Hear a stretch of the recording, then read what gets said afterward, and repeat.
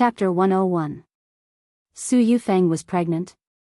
Yi Jiuge couldn't help but frown. This was out of her expectations.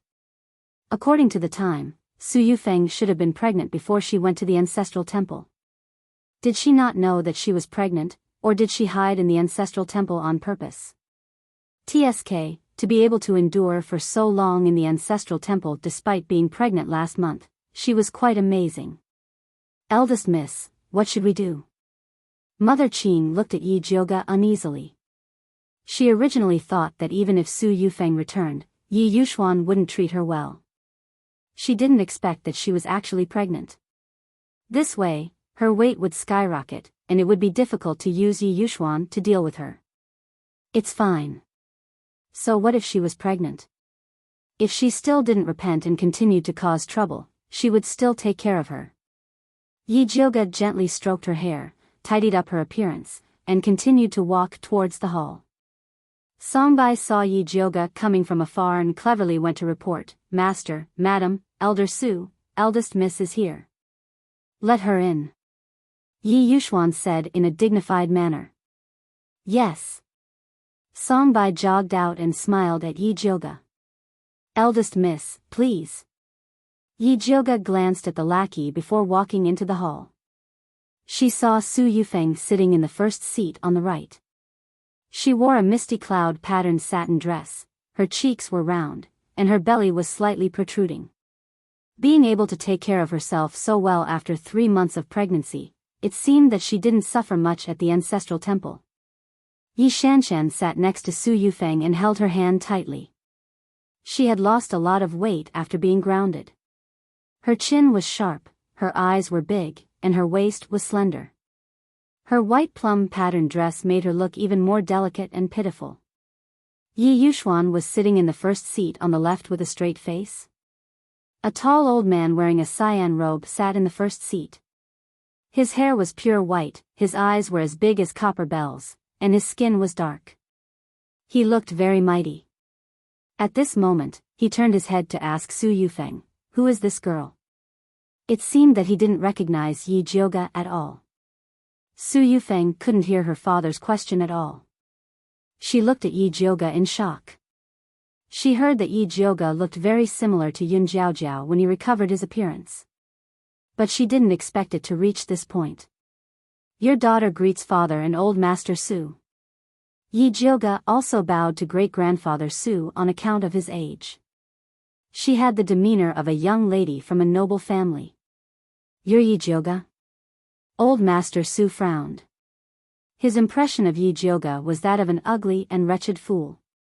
How did she suddenly become a beauty? Yi Shanshan looked at Yi Jiuge with jealousy and said in a neutral tone, "I didn't think that after not seeing you for a while, you would become a swan from a toad. Fourth sister, you flatter me. I didn't think that after father grounded you for so long, you still haven't changed your bad habit of speaking without thinking." Yi Jiuge smiled indifferently. "Jiuge, how can you talk to your little sister like that?" Su Yufeng completely forgot that she was in a sorry state when she was driven out of the Su family. She arrogantly reprimanded, "You don't have the least bit of family upbringing." "Madam is right. Jiuge will definitely learn from you in the future. Next time you go to the ancestral shrine, you must remember to inform me in advance." Yi Jiuge respectfully replied. Su Yufeng's face paled and her expression became incomparably ugly. "Grandfather, look at big sister." Mother only said one sentence to her, and she retorted to mother like this. Yi Shanshan said to old master Su in a spoiled manner. "Second sister, what do you mean by that?" Yi Jiuge pretended to be surprised and asked, "Could it be that it's wrong for me and madam to learn from family upbringing, or do you think it's wrong for us to go to the ancestral shrine?" Yi Shanshan was rendered speechless by Yi Jiuge's words. "All right, Jiuge, your mother just said one sentence to you. Don't talk back so easily." Yi Yuxuan put on the airs of a father. When Yi Jiuge heard Yi Yuxuan say that Su Yufeng was her mother, the anger in her heart couldn't help but spew out. She could tolerate anything Yi Yuxuan said, but this was the only thing she couldn't tolerate. She looked at Yi Yuxuan and said word by word, "My mother's surname is Yun, not Su." Forget it, old master. Jyoga has grown up. It's normal for us to not be close. Please don't blame her. Su Yufeng's eyes were filled with tears. She bit her lips and looked delicate and pitiful. Big sister, how can you treat mother like this? People always say that the grace of raising is greater than the grace of life. Mother raised you from a young age and always thinks of you when there's something good. Even I can't compare to her. Is this how you repay her? Do you still have a conscience? Yi Shanshan scolded. It could be seen that she had been brewing these words in her heart for a long time. That's right. Yi Jyoga smiled and said mockingly, if madam hadn't raised me from a young age, I wouldn't have become a famous good-for-nothing ugly girl in Shangjing. Both Su Yufeng and Yi Shanshan's expressions changed. For a moment, they didn't know what to say. Enough. Old Master Su suddenly slammed the table and the mahogany table immediately shattered. Previously, others told this old man that the eldest miss of the Yi family is arrogant and despotic. She contradicts the mistress, bullies her younger sister, and even looks down on her father. This old man didn't believe it at that time. Now that this old man has seen it with his own eyes, she really is a little hussy who doesn't know the rules. Old Master Su's voice was full of energy, causing everyone's ears to ring. Even the servants outside could hear it clearly. Him using a little hussy to describe Yi Jyoga was no different from pointing at her and calling her a little slut. Old Master Su was being overbearing. Yi Jyoga didn't plan on backing down. The corner of her mouth curled up, and her cold voice rang out. Previously, others told me that old Master Su has a protective nature, inverts black and white, and can't tell right from wrong. At that time, I didn't believe it. Now that I've seen it with my own eyes, he really is a righteous old thing who bullies the younger generation. You. Old Master Su had been in Shangjing for so many years, but this was the first time he had been insulted by a junior. He was so angry that his entire body was trembling. Rebellious girl, how dare you speak to old Master Su like that? Hurry up and kneel. Yi Yuxuan slammed the table, looking even more agitated than old Master Su. Yi Jyoga didn't say anything. She just stared straight at him, and a pair of beautiful eyes that resembled Yun Jiaojiao's shot out a blazing light. Yi Yuxuan felt guilty the moment he saw Yi Jyoga's face. He couldn't help but shift his gaze away, and dryly said to old Master Su, father-in-law, Jyoga is young and insensible, and offended you. Please don't take it to heart. That's right, father, I beg you, for my sake, let Jyoga off this time. Su Yufeng also stood up, and said with tears in her eyes, Jyoga lost her mother when she was young, so her personality is a little spoiled. She will be more sensible in the future. Chapter 102. Mother, this isn't the first time big sister contradicts you. You endure it for father every time, your daughter really feels sorry for you. Yi Shanshan suddenly turned around and knelt down in front of old Master Su. She cried, Grandfather, please seek justice for mother. That wronged look, it was as if Yi Jyoga had done something unforgivable to them. Good. Old man Su pointed at Yi Jyoga and shouted angrily, you little hussy, relying on Master Yun's power, you don't even put father and mother in your eyes. If you continue like this, you will become a monster. Today, this old man will help Master Yun discipline you, this unfilial and disloyal thing.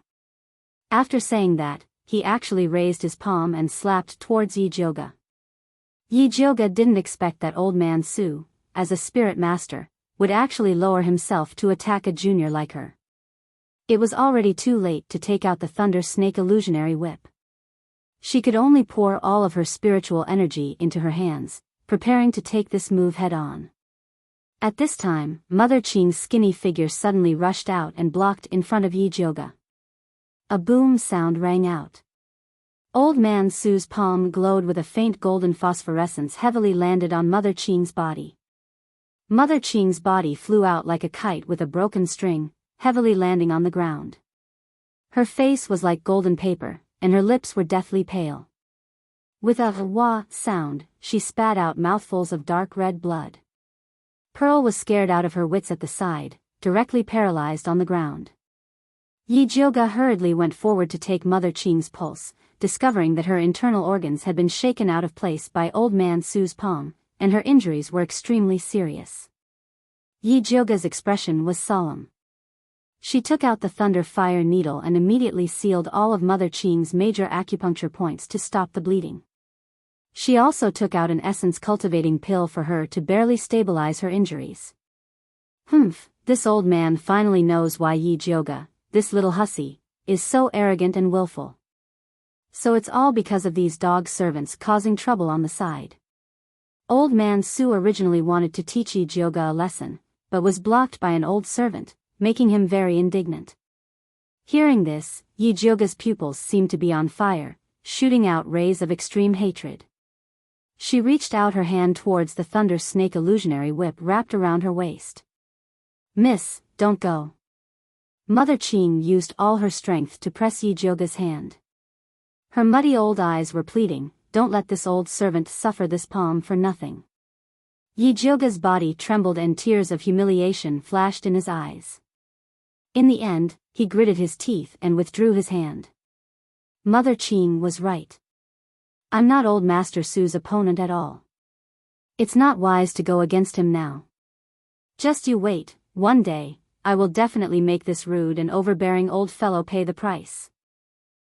Yi Jioga forcefully spat out the foul air in her stomach. She helped Mother Qing up and coldly said to Yi Yuxuan, "Father, your daughter knows her wrongs. Can you let me go now? It's good that you know your mistake. Go back." Yi Yuxuan knew that Yi Jioga regarded Mother Qing as his family. Elder Su had taught Yi Jioga a lesson by beating up Mother Qing like this. He nodded and let her go. "Father, you spoil big sister too much. That's why she's so lawless," Yi Shanshan said with dissatisfaction. She wasn't willing to let Yi Jioga leave just like that. "Shanshan, don't say any more. It's good enough that Jioga knows her mistake." Su Yufeng pulled Yi Shanshan's hand and said meaningfully, "We can't make her kneel and apologize." "Why not? Every time I say something wrong make father unhappy, you punish me to kneel and apologize to father. Why doesn't big sister need to kneel and apologize?" Yi Shanshan pouted and said to old Master Su coquettishly, "Grandfather, don't you think mother favors big sister too much?" Shanshan is right. How can a simple, "I know my mistake," be enough? It's better to make her kneel and apologize to Yufeng. Old Master Su nodded in agreement. She also has to kowtow and apologize to you. Just now, big sister talked back to you. I was really angry when I heard it, but I didn't dare to scold her. Yi Shanshan covered her face and said with grievance, "Last time, I only said a few words to big sister and she slapped me several times. My face is swollen. How dare she treat you like this?" Old Master Su's thick eyebrows immediately stood up and he said to Yi Yuxuan fiercely, "It seems that this little bitch has to be taught a lesson. After she kowtows and admits her mistake to Yufeng, Shanshan, and the three of us, we'll take her down and beat her 50 times. Before old Master Su could finish, Yi Shanshan impatiently added, "Then slap her another 50 times. All right, slap her another 50 times. Treat it as a lesson to her." Old Master Su nodded as if it was a matter of course. "That's not good." Yi Yuxuan looked left and right, feeling a little awkward.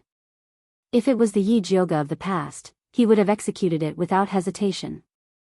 However, he suddenly remembered how good Yun Jiaojiao was and couldn't bear to do it to Yi Jioga's face. "What is this? You're too soft-hearted. That's why you spoiled this little bitch to be so lawless." Old Master Su was a little impatient and directly said to the Su family's guards that he brought, "You guys do it yourself and bring this little bitch over here." "Yes." The Su family's guards were loyal to old Master Su and immediately nodded without hesitation to carry out the order. Yi Yuxuan frowned and wanted to stop the Su family's guards, but he was pulled back by Su Yufeng. "Old Master, father just came out of seclusion. Don't make him angry." You know his temper. If he gets angry, I'm afraid that even you will suffer. Su Yufeng said in a low voice. Yi Yuxuan immediately stopped in his tracks. Old Master Su had a bad temper. When his temper flared up, he didn't dare to ignore it. It was very possible that he would do it to him. Yi Jioge looked at the Su family's guards that were rushing towards him and turned to Yi Yuxuan and said, "Father, are you going to let the Su family's people act so presumptuously here? You were disrespectful to your elders first, that's why old master taught you a lesson." Yi Yuxuan avoided Yi Jioge's gaze. "Old master, how can you treat eldest miss like this?" Mother Qing's hair was disheveled as she sternly shouted. In her own family's territory, she was forced to kowtow by the Su family's people and was even slapped. They were trying to trample eldest miss to death. This old servant talks too much. Slap her 100 times first. Su Yufeng's eyes narrowed as a cold light shot out.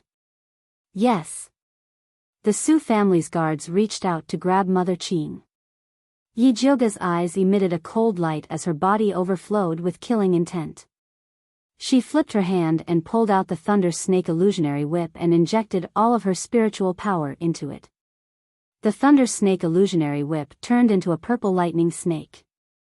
With a cold and fierce aura, it fiercely lashed towards the guards.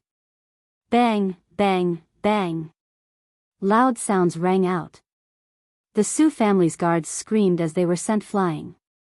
When they landed on the ground, they spat out a few mouthfuls of blood along with pieces of their internal organs. Then, they fell limply to the ground, no longer breathing. Chapter 103. You little hussy, you actually dared to make such a vicious move just because of a slight disagreement. You simply have the heart of a snake and a scorpion. Old Master Su watched as the guard he had painstakingly nurtured was killed by Yi Jioge in a single move. The anger in his heart erupted like a volcano, causing his face to turn red. Although these guards weren't spirit guards, they were still carefully selected by him to keep up appearances. Great-grandfather Su, I respect you as an elder and am extremely respectful towards you. However, in order to help your daughter and granddaughter forcibly seize my Yun family's property, you actually dared to lay such a vicious hand on me. Let me tell you, even if you kill me today, my Yun family's property will not fall into your hands.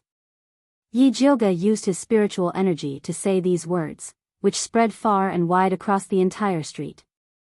Damned hussy, what nonsense are you spouting? Grandpa Su was so angry that his beard trembled. He pointed at Yi Jioge and scolded, "How is my Su family not stronger than yours? Do I need to covet your Yun family's possessions? No matter how big your family's business is, can you leave it to your daughter or your granddaughter?" Yi Jioge sneered and said, "Killing me is not enough. If you have the ability, then kill my father as well. This way, your Su family can legitimately come and seize our family property." Not only did Yi Jioge want to kill great-grandfather Su, but he also wanted to ruin the old man's reputation. Damned hussy, I'll smash your mouth. Let's see if you still dare to talk nonsense. Old Master Su flew into a rage. In the next second, he appeared in front of Yi Jioge and attacked her with a golden palm. Yi Jioge swung the lightning snake illusionary whip in his hand, and a purple whip shadow tore through the air towards Old Master Su. Old Master Su neither dodged nor gave way. He raised his hand and wrapped it around the head of the lightning snake mirage whip. A golden light followed the whip and blasted towards Yi Jioge. Yi Jioge felt as if the hand holding the whip had been struck by a heavy hammer. The web between his thumb and forefinger went numb, and the whip was snatched away by Old Master Su. Old Master Su was very satisfied with this spiritual weapon, but he said righteously, "This spiritual whip is a lethal weapon in your hands. You are not worthy of using it." As he spoke, he raised his palm and slapped Yi Jioge's face. This time, he used 50% of his strength. If this palm really landed on Yi Jioge's face, his face would immediately be crippled. A furious red light flashed in Yi Jioge's eyes. The thunderfire needle slipped from her sleeve and was pinched between her slender white fingers. She was about to stab it into Old Master Su's heart. At this moment, a thunderous clap suddenly came from behind Old Master Su. Old Master Su's eyes widened, and he immediately countered with a palm strike towards the ambusher. That person suddenly stopped and said mockingly, "Old man Su, you're an old man with half your body buried in the earth. How dare you attack a little girl? Do you have any shame?" Old Master Su seemed to recognize this voice, and his hands immediately stopped moving. The red light in Yijioga's eyes flickered as he quickly withdrew the thunderfire needle. She turned her head to look at the door and saw Dongfang Ke entering in a wheelchair. His deep, dark eyes were looking at her worriedly. Beside him was a spirit master. He was tall and thin, and his eyes were deep. His temperament was like a tall mountain. This man was handsome, and his brows showed the vicissitudes of life. There was a very special attraction about him. He was probably the one who stopped Old Master Su. "Gong Shifan, why are you here?" Old Master Su frowned as he looked at the handsome man. When Yijioga heard the name Gong Shifan, she was instantly shocked. Could this man be from the Gong family of Hundred Moose City? Hundred Moose City was a spirit city, and its status was much higher than Thunder Country. The current master of the Gong family was said to be an advanced spirit master. He was only one step away from becoming a great spirit master. It was no wonder that Old Master Su didn't dare to fall out with the Gong family. "Last time, Pill Master Yi refined pills for my nephew. My big brother was very grateful and specially requested that if I passed by Shangjing, should go and thank you." Gong Shifan smiled faintly. "Master Gong is too polite." Yi Yuxuan hurriedly walked out. He felt very proud to be personally visited by a spirit master. He didn't expect Gong Shifan to change the topic and said with a smile that wasn't a smile, "I didn't expect to see such a good show." Yi Yuxuan instantly felt a little awkward. His father-in-law was shouting at his ex-wife's daughter in his mansion, and he just stood there without saying a word. If this spread out, it would indeed damage his reputation. What's there to see? This little wench is disobedient. What's wrong with me teaching her a lesson on behalf of her father and grandfather? As for you, you are an outsider. What face do you have to interfere with other people's family business? Old Master Su glared and said. Is that so? But your surname isn't Yun or Yi. How did this mansion become your family business? Gong Shifan smiled and said. My daughter married into this mansion. How is it not my family business? Old Master Su straightened his neck and said. When Su Yufeng heard this, she instantly felt that something was wrong. As expected, Gong Shifan immediately laughed and said, Old man Su, your words really opened my eyes. If you had a few more daughters and married them, wouldn't Shangjing be your world? Pfft. Even Yijioga couldn't help but laugh. He felt that this Gong Shifan was really a wonderful person. You. Old Master Su blew his beard and was about to quarrel with Gong Shifan, but he was stopped by Su Yufeng. Father, today is a good day for you to come out of seclusion and advance. Don't let your daughter's troubles ruin your good mood. After saying this, he gave Yi Shanshan a look. Yi Shanshan also knew that it would only be more embarrassing if her grandfather continued quarreling. She hurriedly pulled her grandfather's hand and said coquettishly, Grandfather, I heard that cousin has already prepared a banquet for you in the Su clan. We'll be going soon. It won't be good to keep the guests waiting. Humph. Old Master Su glared at Gong Shifan. With Yi Shanshan's company, he unwillingly walked towards the main entrance. Old Master Su, please wait for a moment.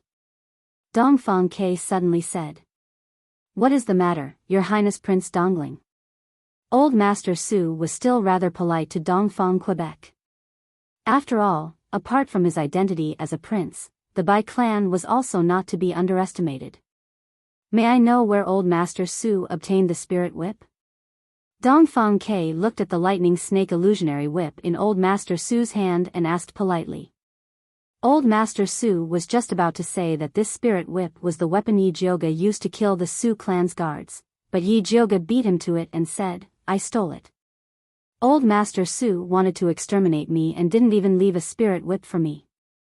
Old Master Su, this lightning snake illusionary whip was gifted to young Lady Yi by this prince.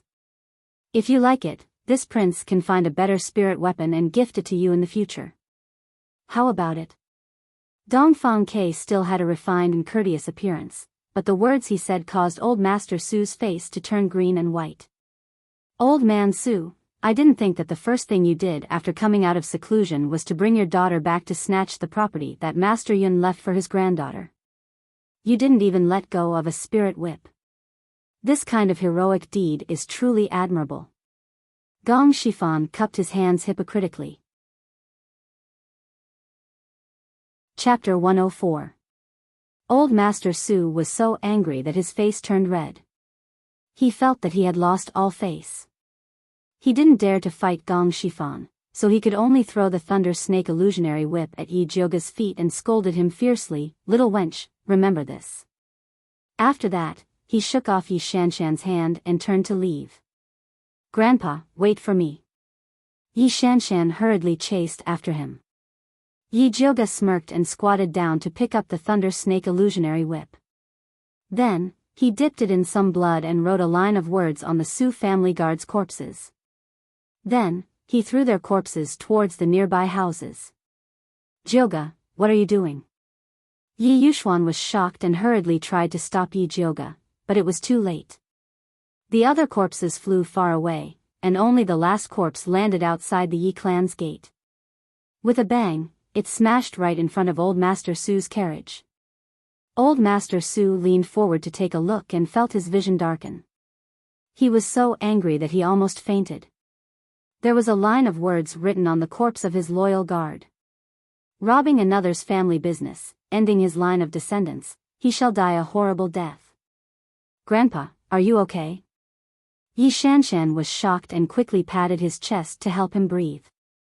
Old Master Su caught his breath and was so angry that his eyes turned red. He was about to rush into the Yi clan to settle the score with Yi Jioga. "Grandfather, forget it, forget it. We'll have plenty of chances to deal with her in the future.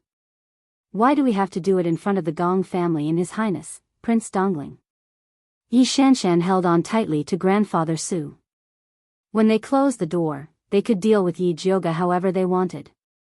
But now that the Gong family and Prince Dongling were both at home, it wouldn't be good for Grandfather to go in. Although Old Master Su was impetuous, he was not a fool. He knew in his heart that his granddaughter was right. It was already known that he had attacked Yi Jioga today. With Gong Shifan's personality, he would definitely spread his scandal everywhere. It was indeed inappropriate for him to kill his way back now. Old Master Su's chest heaved violently. He finally suppressed the anger in his heart and fiercely ordered the carriage driver, "Go." "What do we do with the corpse?" the driver asked cautiously with a pale face. He didn't expect that the guards who were valiantly following Old Master Su would be sent flying out of the Yi family like this. "Take him away." Great-grandfather Su squeezed out these two words through gritted teeth. The coachman immediately carried the guard's body up. He didn't dare to put it in the carriage, so he could only wrap it up in cloth and put it under his seat. Just like that, he rushed back to the Su residence. Su Junqing was currently receiving the distinguished guests who had come to congratulate Old Man Su on his advancement. When he heard that Old Man Su had returned, he immediately went out to welcome him. He did not expect to smell a faint smell of blood coming from the carriage from afar. He looked up and found that none of the guards who had followed Old Master Su out this morning were there. Only the Su family's carriage came back alone. He hurriedly went up to greet them, only to see Old Master Su jump down from the carriage with a black face, and Yi Shanshan also had a look of misfortune. "What's going on?" Su Junqing suddenly had a bad feeling. Didn't he say that he was going to settle the score with Yi Yuxuan and Yi Jioga? Why did he look like he had been bullied? Humph. Great-grandfather Su didn't want to lose face in front of his beloved grandson, so he waved his sleeves and entered the house. Yi Shanshan moved to Su Junqing's side and told him what had happened at the Yi family. Dongfang Ke brought the Gong family to save Yi Jioga? Su Junqing couldn't help but frown. Even the Gong family of Baimu City was involved. This was going to be troublesome. That's right. Yi Shanshan thought of Yi Jioga's true beauty and said jealously, I don't know what kind of seductive methods she used to make Dongfang Ke so infatuated with her. Dongfang Ke was once the dream lover of many noble ladies in Shangjing. Although a disaster had caused him to be unable to walk, his cultivation was still there, and he had the Bai family backing him up. He wasn't much worse than the crown prince. Oh right, where did those guards go? Su Junqing asked again. Dead. Yi Shanshan swallowed her saliva and thought of Yi Jioga's ruthlessness in killing people. Dead? How did they die? Where's their corpse? Su Junqing fired off a barrage of questions. They were whipped to death by Yi Jioga. Yi Shanshan told him what had happened. That spirit whip was really powerful. It would be great if grandfather could snatch it and give it to her. When Su Junqing heard that the guards' corpses were written in blood and thrown around, his eyebrows jumped. He said to Yi Shanshan, hurry back and tell uncle to find the corpses of those guards and bring them back.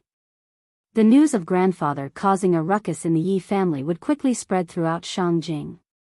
He had to minimize his losses. Today, grandfather advanced. Mother told me to accompany him.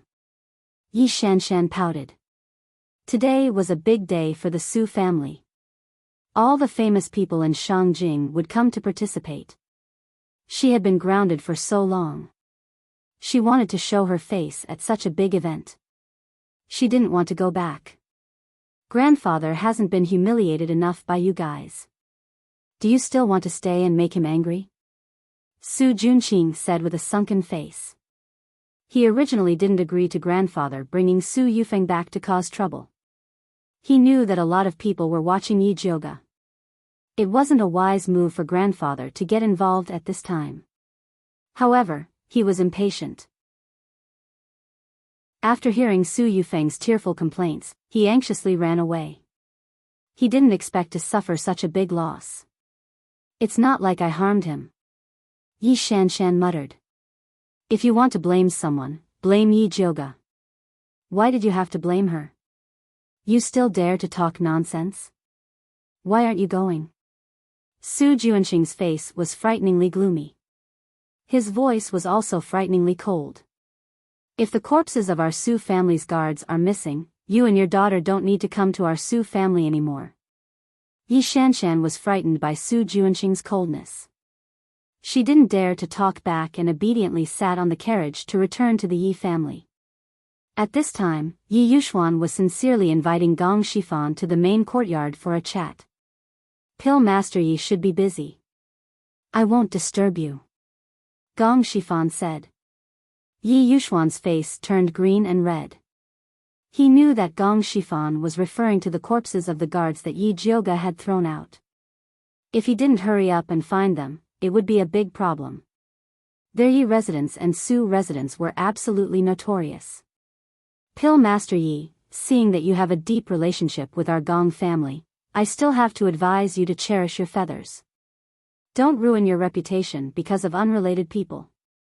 Gong Shifan paused and then said indifferently, after all, this mansion used to be surnamed Yun. You might have forgotten, but we haven't. When Yi Yuxuan heard this, the blood on his face disappeared. Although he was standing under the sun, he felt as if he had been stripped naked and thrown into the bone-chilling snow. He had lost all his face. Chapter 105. Su Yufeng saw that the situation wasn't right.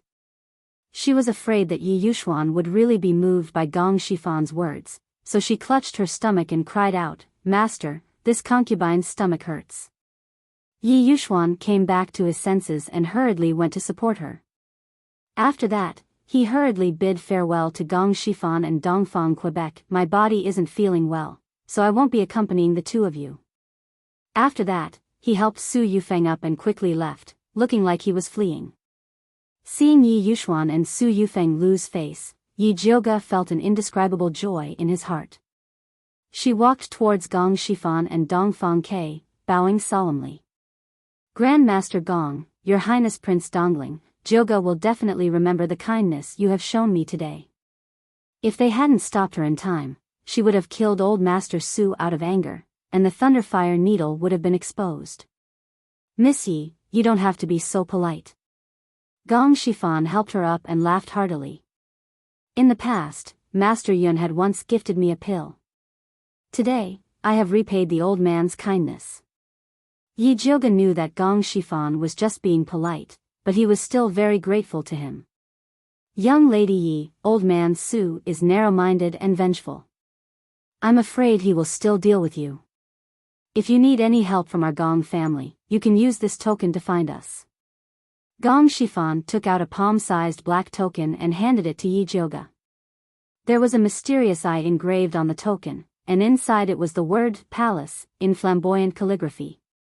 In the Azure Billow continent, the color of black was respected, and this token was obviously very valuable. Yi Jioga had not expected that Gong Shifan would actually give her a token. Her questioning gaze immediately landed on Dongfang, Quebec. After all, he was the one who had brought her here. Dongfang K nodded and indicated for her to accept the token. Yi Jioga hesitated for a moment before accepting the token. He cupped his hands in thanks and said, "In that case, I'll thank Master Gong first. Miss Yi, you're too polite. I still have something to do, so I'll take my leave." Gong Shifan cupped his hands and left in a flash. Your Highness? Yi Jioga looked at Dongfang, Quebec. What was going on? She had to be given an explanation. It's not convenient to speak here. Can eldest miss find another place? Dongfang K said in a low voice. If Prince Dongling doesn't mind, why don't you come and have a seat in my courtyard? Yi Jioga said. Mother Qing was injured, she did not want to leave Yi Mansion. All right. Dongfang K nodded. Yi Jioga wanted to go back and help Mother Qing, but he was rejected. No, this old servant can walk. Mother Qing leaned on Jinju and said. She was just a servant. How could she let the eldest miss help her up personally? If word got out, others would think that their Purple Forest Park was a place without rules. Eldest miss, rest assured. This servant can support Mother Qing. Jinju used to work as a watering maid. Although she didn't have much else, she still had a lot of strength. Seeing that Mother Qing insisted, Yi Jioga didn't force her. Returning to Purple Forest Park, Yi Jioga insisted on giving Mother Qing a new diagnosis and treatment. After using medicine to stabilize her condition, he went to greet Dongfang, Quebec. Dongfang K was deep in thought under the red flower tree in Yi Jioga's courtyard. He didn't even notice Yi Jioga walking over. What is your highness thinking about? Yi Jioga poured him a cup of hot tea. Dongfang K came back to his senses. Looking at Yi Jioga's delicate and beautiful face under the sunlight, he couldn't help but lower his eyes and say, Eldest miss, are you wondering why the Gong family is showing goodwill towards you? That's right. Yi Jioga didn't feel that the Gong family and grandfather's relationship was that good. Even if there was a relationship where they gave him medicine, it should be based on a transaction of gold and silver. That's because I told them that your medical skills are superb. You were even able to cure the demonic poison in my body and noble consort Xi's strange illness. Dongfang K raised his head and looked at Yi Jioga apologetically. I didn't discuss it with you before making a decision. You won't blame me, right? You also want to help me. Why would I blame you? Yi Jioga smiled and asked, does the Gong family have a patient? And, the youngest son of the Gong family's current patriarch, not only has a purple aptitude, he also inherited the Gong family's purest eye technique bloodline. At such a young age, he has already cultivated the white pupil technique. However, a year ago, he suddenly contracted an eye disease and became blind. The Gong family searched for spiritual doctors all over the world to treat him, but unfortunately, he still hasn't recovered, Dongfang K slowly said.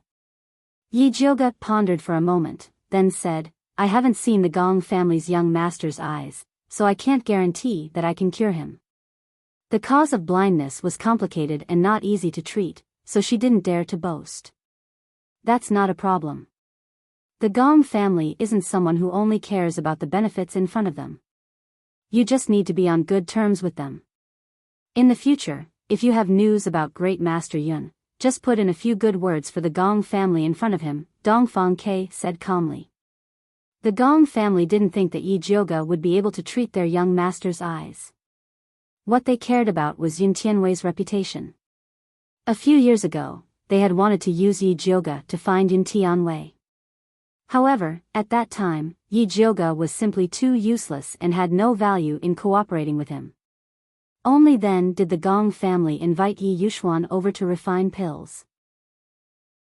If Yi Jioge hadn't said that she had obtained the treasure that her grandfather had specially left for her in the 10,000 feet abyss, the Gong family wouldn't have come forward to help her.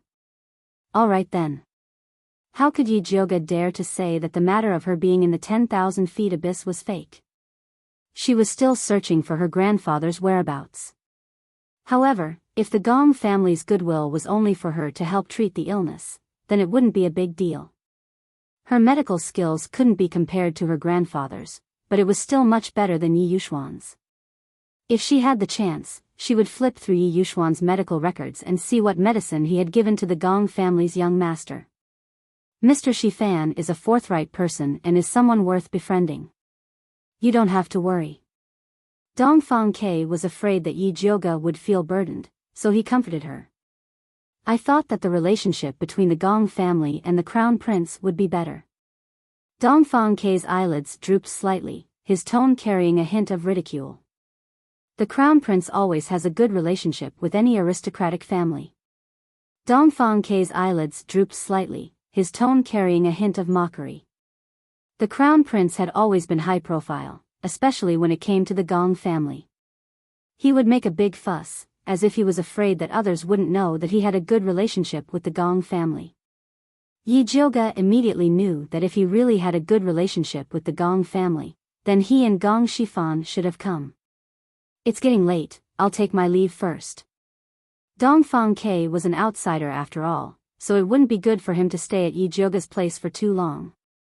I'll send you off. Yi Jioge stood up and wanted to send Dongfang Ke off. No need. Dongfang Ke waved his hand and said, there are many things to do in your courtyard, go busy yourself. I'll go out by myself. Yi Jioge thought of Mother Qing's injuries, so she didn't insist and asked Jinzhu to help send the guest off. When she returned to Mother Qing's room, she saw Mother Qing propping herself up and anxiously saying, young miss, why aren't you sending His Highness Prince Dongling off? This was such a good time to be alone. Chapter 106. His Highness doesn't allow me to send you off. Also, I'm worried about you. Yi Jioge and Dongfang Ke had known each other for a while and knew that he wasn't a pretentious person. If he said he wouldn't let her off, then he really wouldn't let her off. His Highness Dongling Wang was just being polite, why did you take it so seriously? This old servant is fine now, there's no need for you to worry.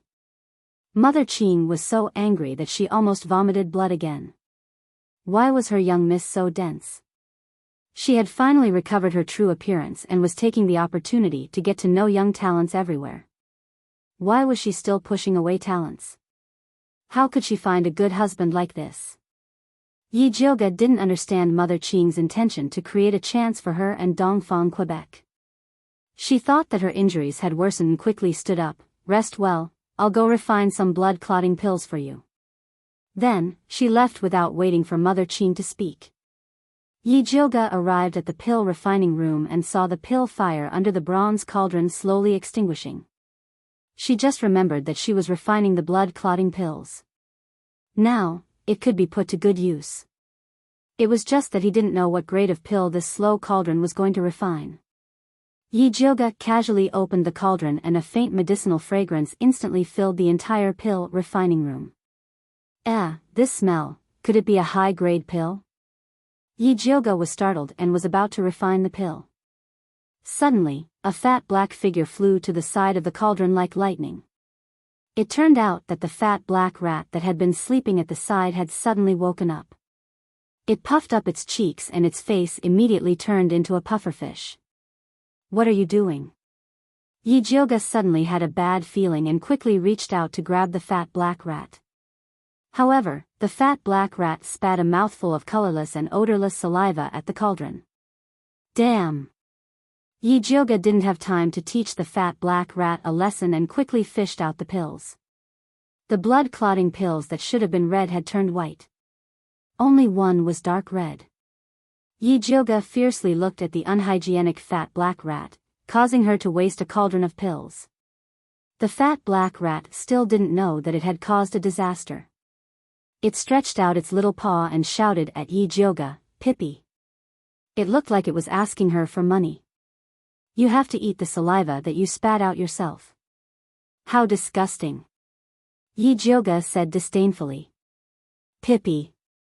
The fat black rat stamped its feet and puffed out its round cheeks. He looked as if he was going to fight to the death with him if he didn't pay his wages. Here. Yijioga didn't want this batch of saliva pills anyway, so he gave them all to the fat black mouse. The fat black rat was very professional. It only took the crimson pill and held it with its two little claws. It puffed up its cheeks and gnawed on it, leaving the rest untouched. Yijioga saw that it was eating with gusto and thought of its usual behavior as a nouveau riche. He couldn't help but wonder if there was really something special about this pill. She picked up a white pill and opened her spiritual eye to take a closer look. The surface of the pill was simple and unadorned, but the medicinal properties inside were evenly distributed. The most amazing thing was that there was no pill poison at all. It was frighteningly pure. One had to know that medicine was 30% poisonous. The grading of elixirs was based on the amount of impurities in the elixir. The fewer the impurities, the stronger the medicinal effect and the higher the grade. No matter how powerful a pill refiner was, they would not be able to concoct a pill without any impurities. The pills that the fat black rat concocted were simply top grade. How did it do it? Could it be related to the saliva it spat out earlier?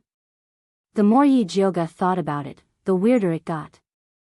Seeing that there was still a bit of crimson pill left in the fat black rat's claws, he immediately snatched it over. "Pippi." The fat black rat angrily jumped up and bared its little white teeth at Yijioga. "You dare to snatch this lord's pills? Be careful that this lord will bite you to death." "I'm just taking a look. I'll return it to you later." Yijioga carefully examined the crimson pill and realized that this pill was the complete opposite of the white pill. It was completely made up of pill poison, and it was not an exaggeration to call it a poison pill. It seemed like all the impurities in the previous batch of pills were concentrated on this pill. Could it be that this little fella was a rare divine beast? Yijioga looked at the poison pill and then looked at the stupid fat black rat. No matter how he looked at it, he couldn't link it to a divine beast. "Pippi." The fat black rat stretched out its meaty claws and looked as if it wanted to quickly return it to this lord. Yijioga really couldn't figure anything out and could only return the pill to it. The fat black rat took back the pill and slipped behind the table. While gnawing, it peeked at Yijioga as if it was worried that she would snatch its food. Yijioga gave it a supercilious look and then put away the rest of the blood-clotting pill. Although Mother Qing's injuries had stabilized, the injuries to her internal organs could not be healed immediately. It would take a long time to recuperate. When Yijioga came in, Mother Qing had just coughed up blood on her handkerchief. When she saw Yijioga come in, she quickly put away her handkerchief and said with a smile, "I just spat out another mouthful of extravasated blood. My chest feels much more comfortable." "You still feel comfortable after spitting out blood?" Yijioga knew that Mother Qing was definitely comforting her. Grandpa Su's palm was so heavy and she was so old. Chapter 107. After dinner, Yijioga sat on the chair and began to think about things. Thinking about how to detoxify Imperial concubine Shi. Thinking about whether the news of Nurse Su's death had spread. Thinking about the young master of the Gong family who had an eye disease. At this time, Pearl came over with a cup of freshly brewed rose tea and said softly, "Eldest miss, drink tea." Although Mother Qing had recovered after taking the hemostasis pill, Yi Jioga still asked her to continue to rest in bed and recuperate, so Pearl went into the room to serve. Yi Jioga took a sip of the rose tea and asked, "What are Master and Madam doing now?" "I heard that Master sent a lot of guards to go door to door to find the corpses of the guards of the Su family. Now 5 have been taken back, and the last one can't be found. Madam is so anxious that she can't even eat," Pearl said with a smile. When the people of Purple Forest Park heard that the people of Ink Garden were not living well, they felt indescribably happy. Yi Jioga's mouth hooked up, showing a satisfied smile. This was the effect she wanted. She thought that this was enough to damage the face of the Su family and Yi Yuxuan, but she didn't know that Wan Ziang still had a surprise waiting for her. At this time, Jinzhu said another piece of news. "By the way, eldest miss, this servant heard from a maid in the sprinkling courtyard that the garbage collected from our courtyard has been turned into a mess recently. Many maids in charge of cleaning have been scolded, and their monthly wages have been deducted a lot." Pearl was the child of a family and was very popular in the sprinkling courtyard. Although she was promoted to a maid in Purple Forest Park, she often went back to see her former sisters. She didn't put on airs at all, so everyone liked to talk to her about everything. The entire Yi mansion was cleaned by the sprinkling courtyard. They went out early and returned late. They often saw some strange things and told Pearl as a joke. When Yi Jioga heard this news, she immediately thought of the person who was watching her in Yi Mansion.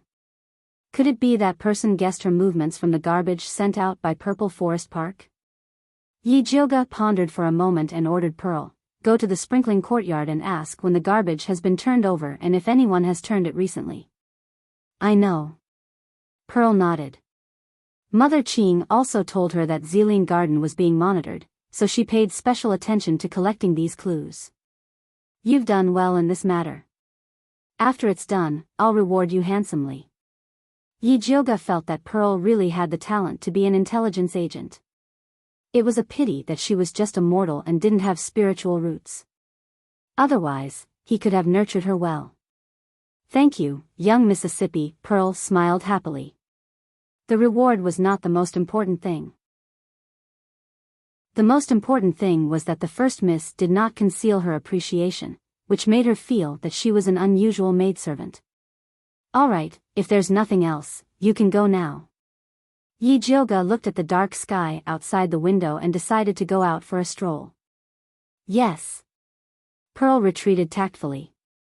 Yi Jioga returned to the inner room and changed into his night clothes. Like a ghost, he evaded the patrolling guards in the manor and sneaked into Yi Yuxuan's study to search for the place where he hid the medical records. At this moment, Zi Shang's lazy voice rang out, "Left corner. You're awake?" Yi Jioga immediately straightened up. Zi Shang had just woken up and was using the soul contract to secretly read Yi Jioga's memories so that he could understand what had happened while he was away. He just happened to read that Yi Jioga wanted to find Yi Yuxuan's medical records, so he casually gave her some pointers. Although Yi Jioga had a lot of questions to ask Zi Shang, she knew that now was not the time. She followed Zi Shang's pointers and walked around the left corner. Sure enough, she found a secret compartment under a floor tile. There was a large brown book and a small red booklet inside. The large booklet recorded Yi Yuxuan's connections. The small booklet recorded his most important clients. The medical record of Gong family's young master, Gong Baiyu, was in it. Yi Jioga carefully flipped through the case and found that Gong Baiyu's illness was indeed very strange. No, it should be said that he had no illness at all. Aside from being unable to see, he didn't feel any discomfort.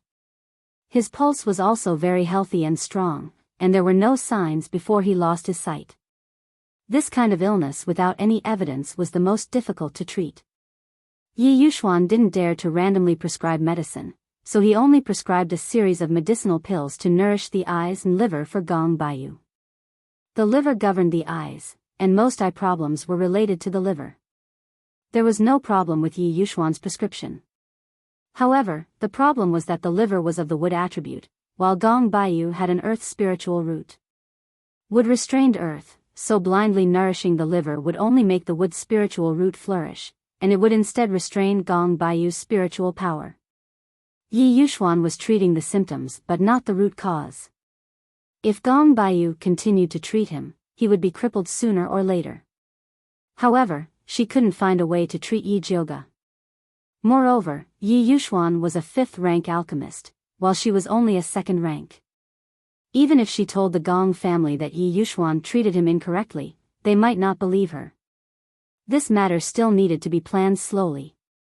Fortunately, Yi Yuxuan didn't dare to use too much medicine, so Gong Baiyu wouldn't have any problems for a while. There was still a lot of time for her to consider.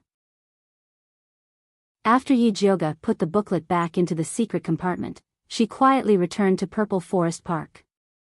She was just about to ask Zishang about the origins of the small bronze cauldron and the fat black rat when she heard Zishang say viciously, "Su clan's old bastard actually dared to treat you like this." So he had already read the memories of old Master Su taking advantage of his position to bully others. What made him even more furious was that it was Dongfang Ke who brought people to help Yi Jioge. What's the point of saying all this now? Yi Jioge rolled her eyes, showing disdain towards Zishang's belated actions. Why is it useless?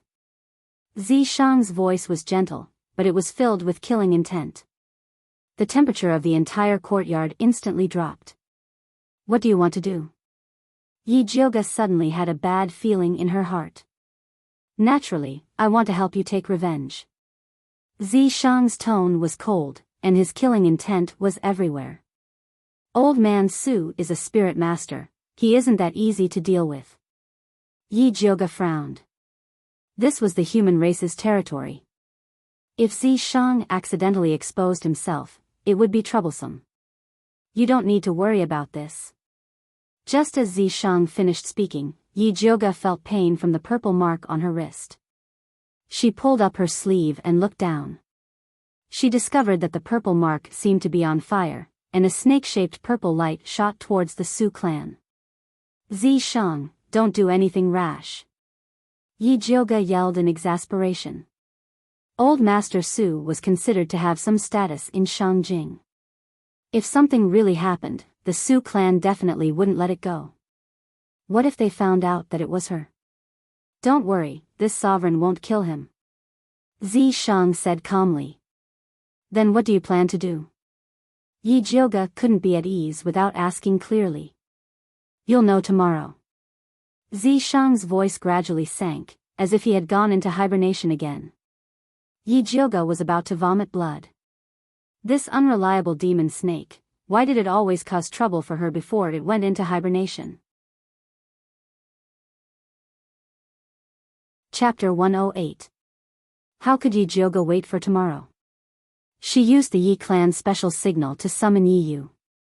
After about the time it took to drink a cup of tea, Yi Jioge's window was lightly knocked. She opened the window and there was no one outside. If it was someone else, they would have been scared half to death. Yi Jioge skillfully said, "Come in." Something brushed past the window and then Yi Yu appeared in Yi Jioge's room, revealing a white jade-like beautiful face. "Big miss, why are you looking for me?"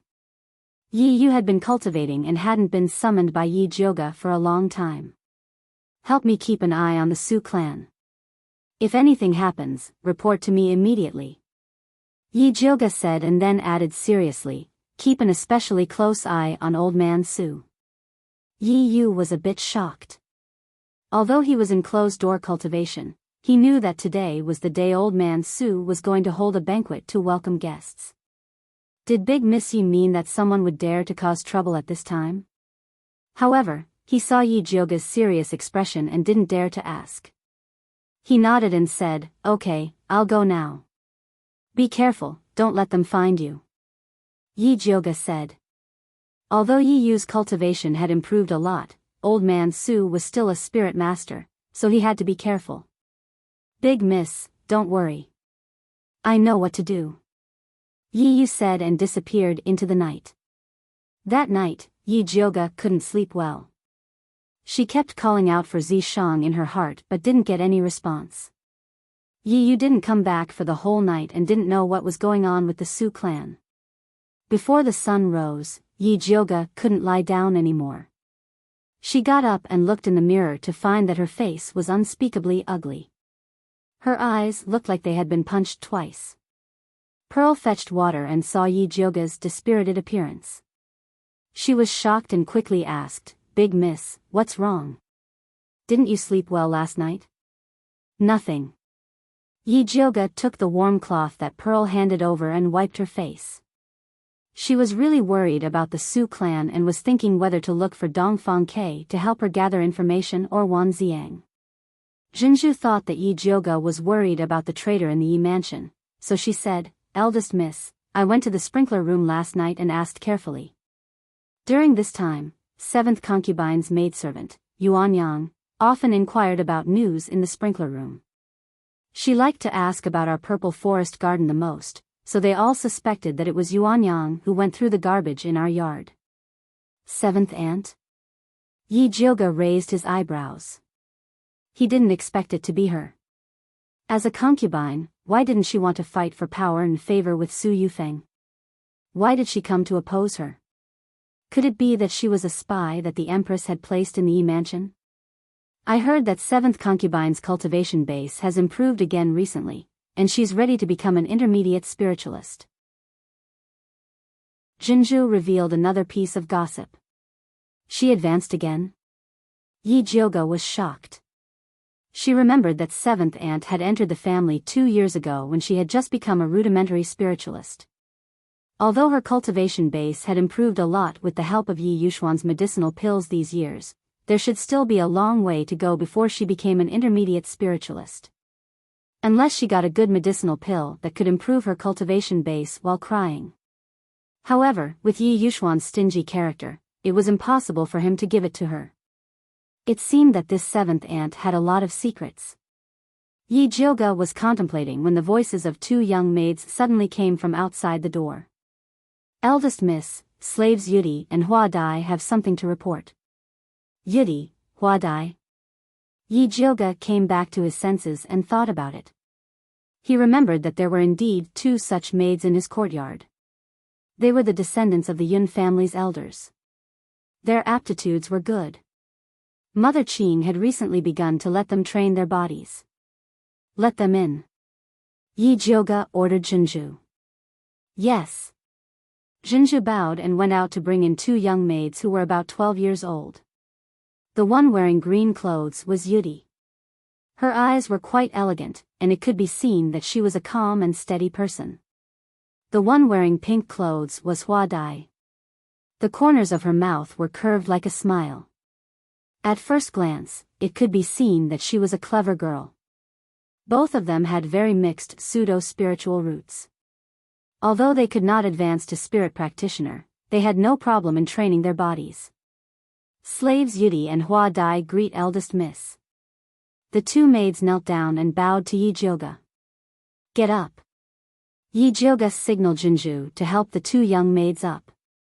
Then he said, "Our Purple Forest Park does not accept this kneeling ceremony. You 2 are still young. Don't kneel so easily. Otherwise, your knees will suffer in the future." "Yes." Yudi and Hua Dai bowed obediently, but in their hearts, they were very happy. They had long heard that eldest miss was a generous master. Today, it seemed that it was true. "You 2 just said that you had something to report. What is it?" Yi Jioga asked. Replying to eldest miss, this slave just heard something from the gatekeeper.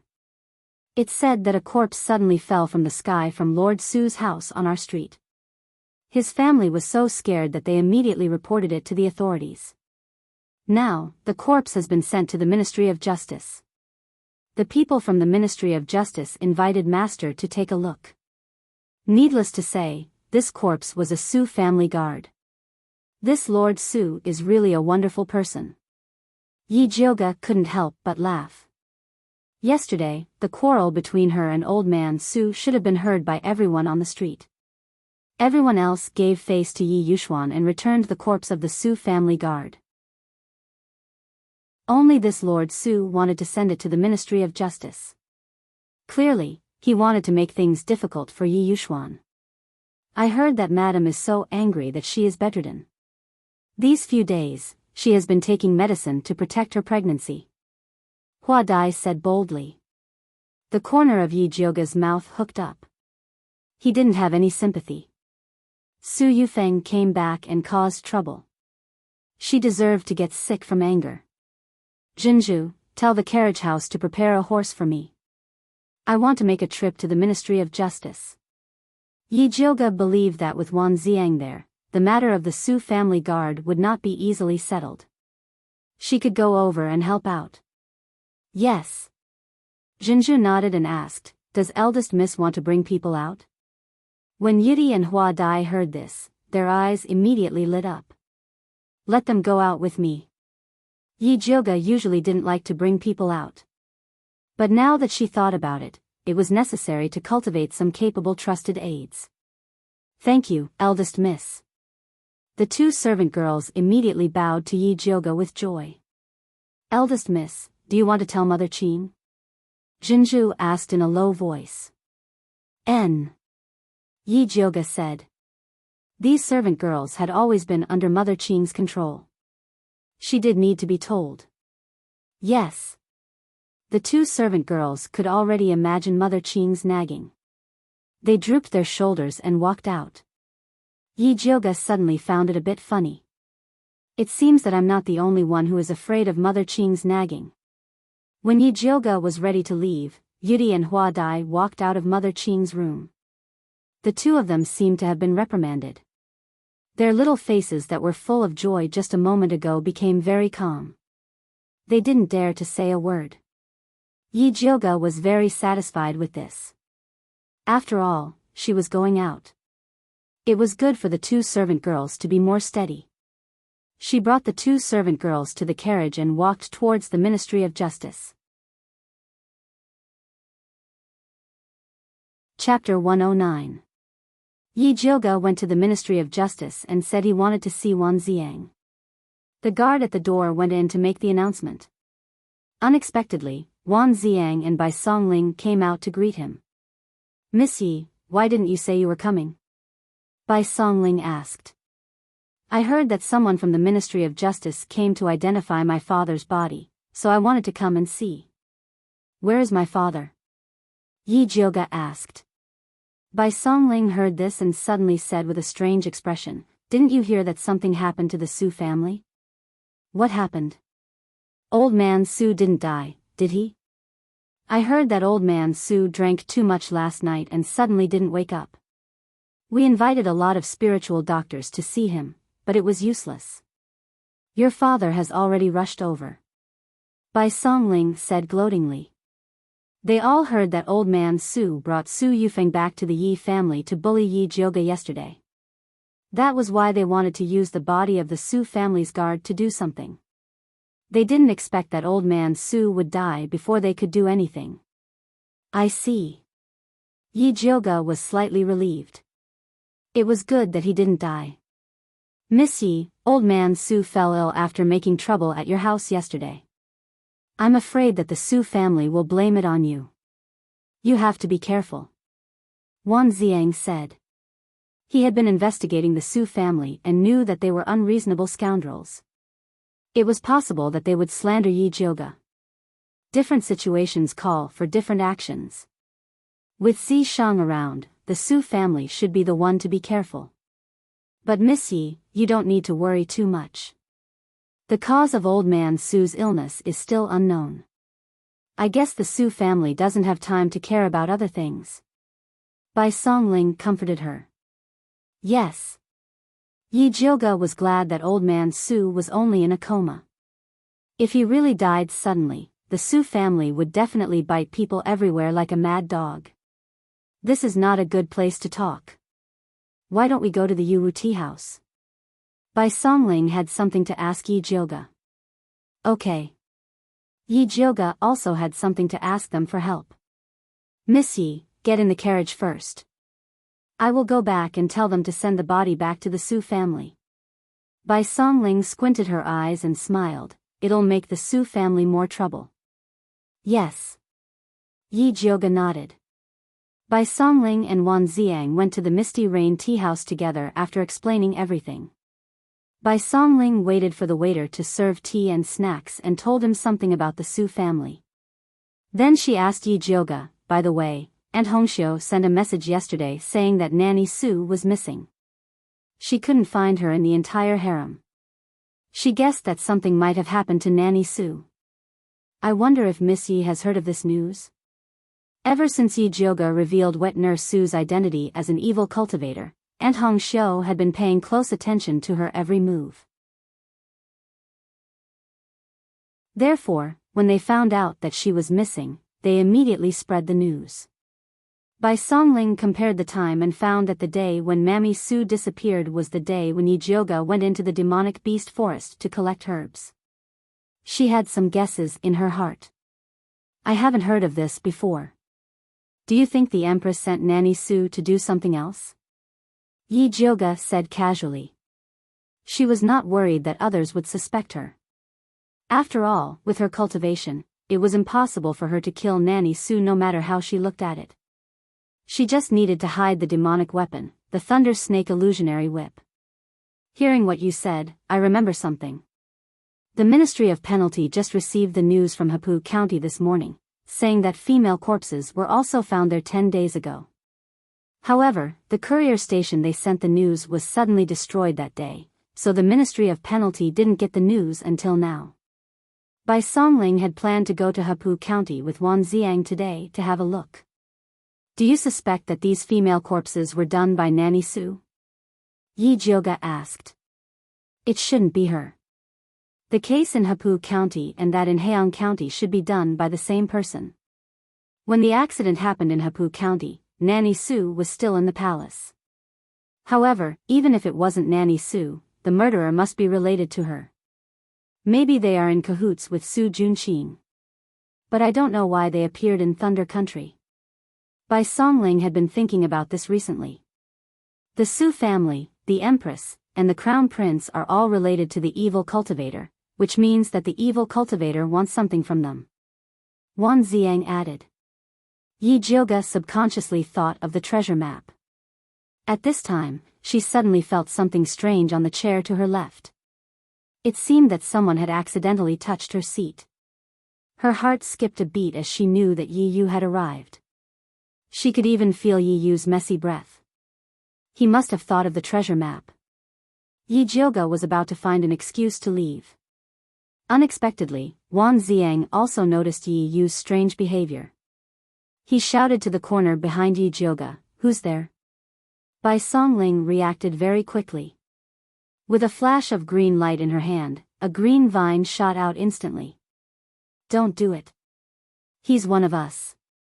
Yi Jioga raised his hand to stop Bai Songling's vine. Wan Ziang, who was preparing a fireball, suddenly stopped and asked in confusion, "One of us?" "Yi Yu, come out." Yi Jioga turned to the corner and said. The shadow in the corner twisted, and Yi Yu's figure appeared. The Yi family? Unexpectedly, Wan Ziang recognized Yi Yu at a glance. "Brother Wan, how do you know him?" Yi Jioga asked curiously. "The Crown Prince and the Su family have been looking for him. Even we have heard about it." Bai Songling and Wan Ziang worked in this field, so they knew a lot more than ordinary people. Why are the Crown Prince and the Su family looking for him? Yi Jioga pretended to ask. She wanted to test whether Bai Songling and Wan Ziang knew about the treasure map. "You'll have to ask young Master Yi," Wan Ziang said. It seemed that he didn't know anything. Yi Yu didn't say a word. He completely ignored Wan Ziang and Bai Songling. Ahem, it's fine if young Master Yi doesn't want to say it. I've heard that the Yi family's invisibility technique is extraordinary. It's really amazing today. Bai Songling saw the awkward atmosphere and quickly tried to smooth things over. "You flatter me." Yi Yu only replied with 2 words for Yi Jioga's sake. Wan Ziang looked at Yi Yu and suddenly said, "Are you interested in going with me to investigate the whereabouts of the evil practitioners?" He was too famous.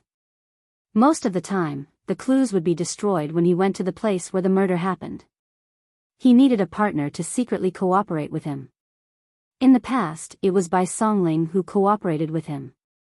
But recently, there were many things in Prince Dongling's mansion, so Bai Songling couldn't leave. He didn't like the people in the Ministry of Justice, so he turned to Yi Yu. Not interested. Yi Yu refused coldly. He didn't want to have anything to do with the people in the Ministry of Justice. If we can catch this evil practitioner, we might be able to find evidence that Su Junqing practices evil arts. When Wan Ziang said this, he looked at Yi Jioga. He could see that Yi Yu trusted Yi Jioga a lot. If Yi Jioga spoke for him, Yi Yu would probably agree. Chapter 110. I want to talk to Yi Yu alone. Yi Jioga said calmly. Okay.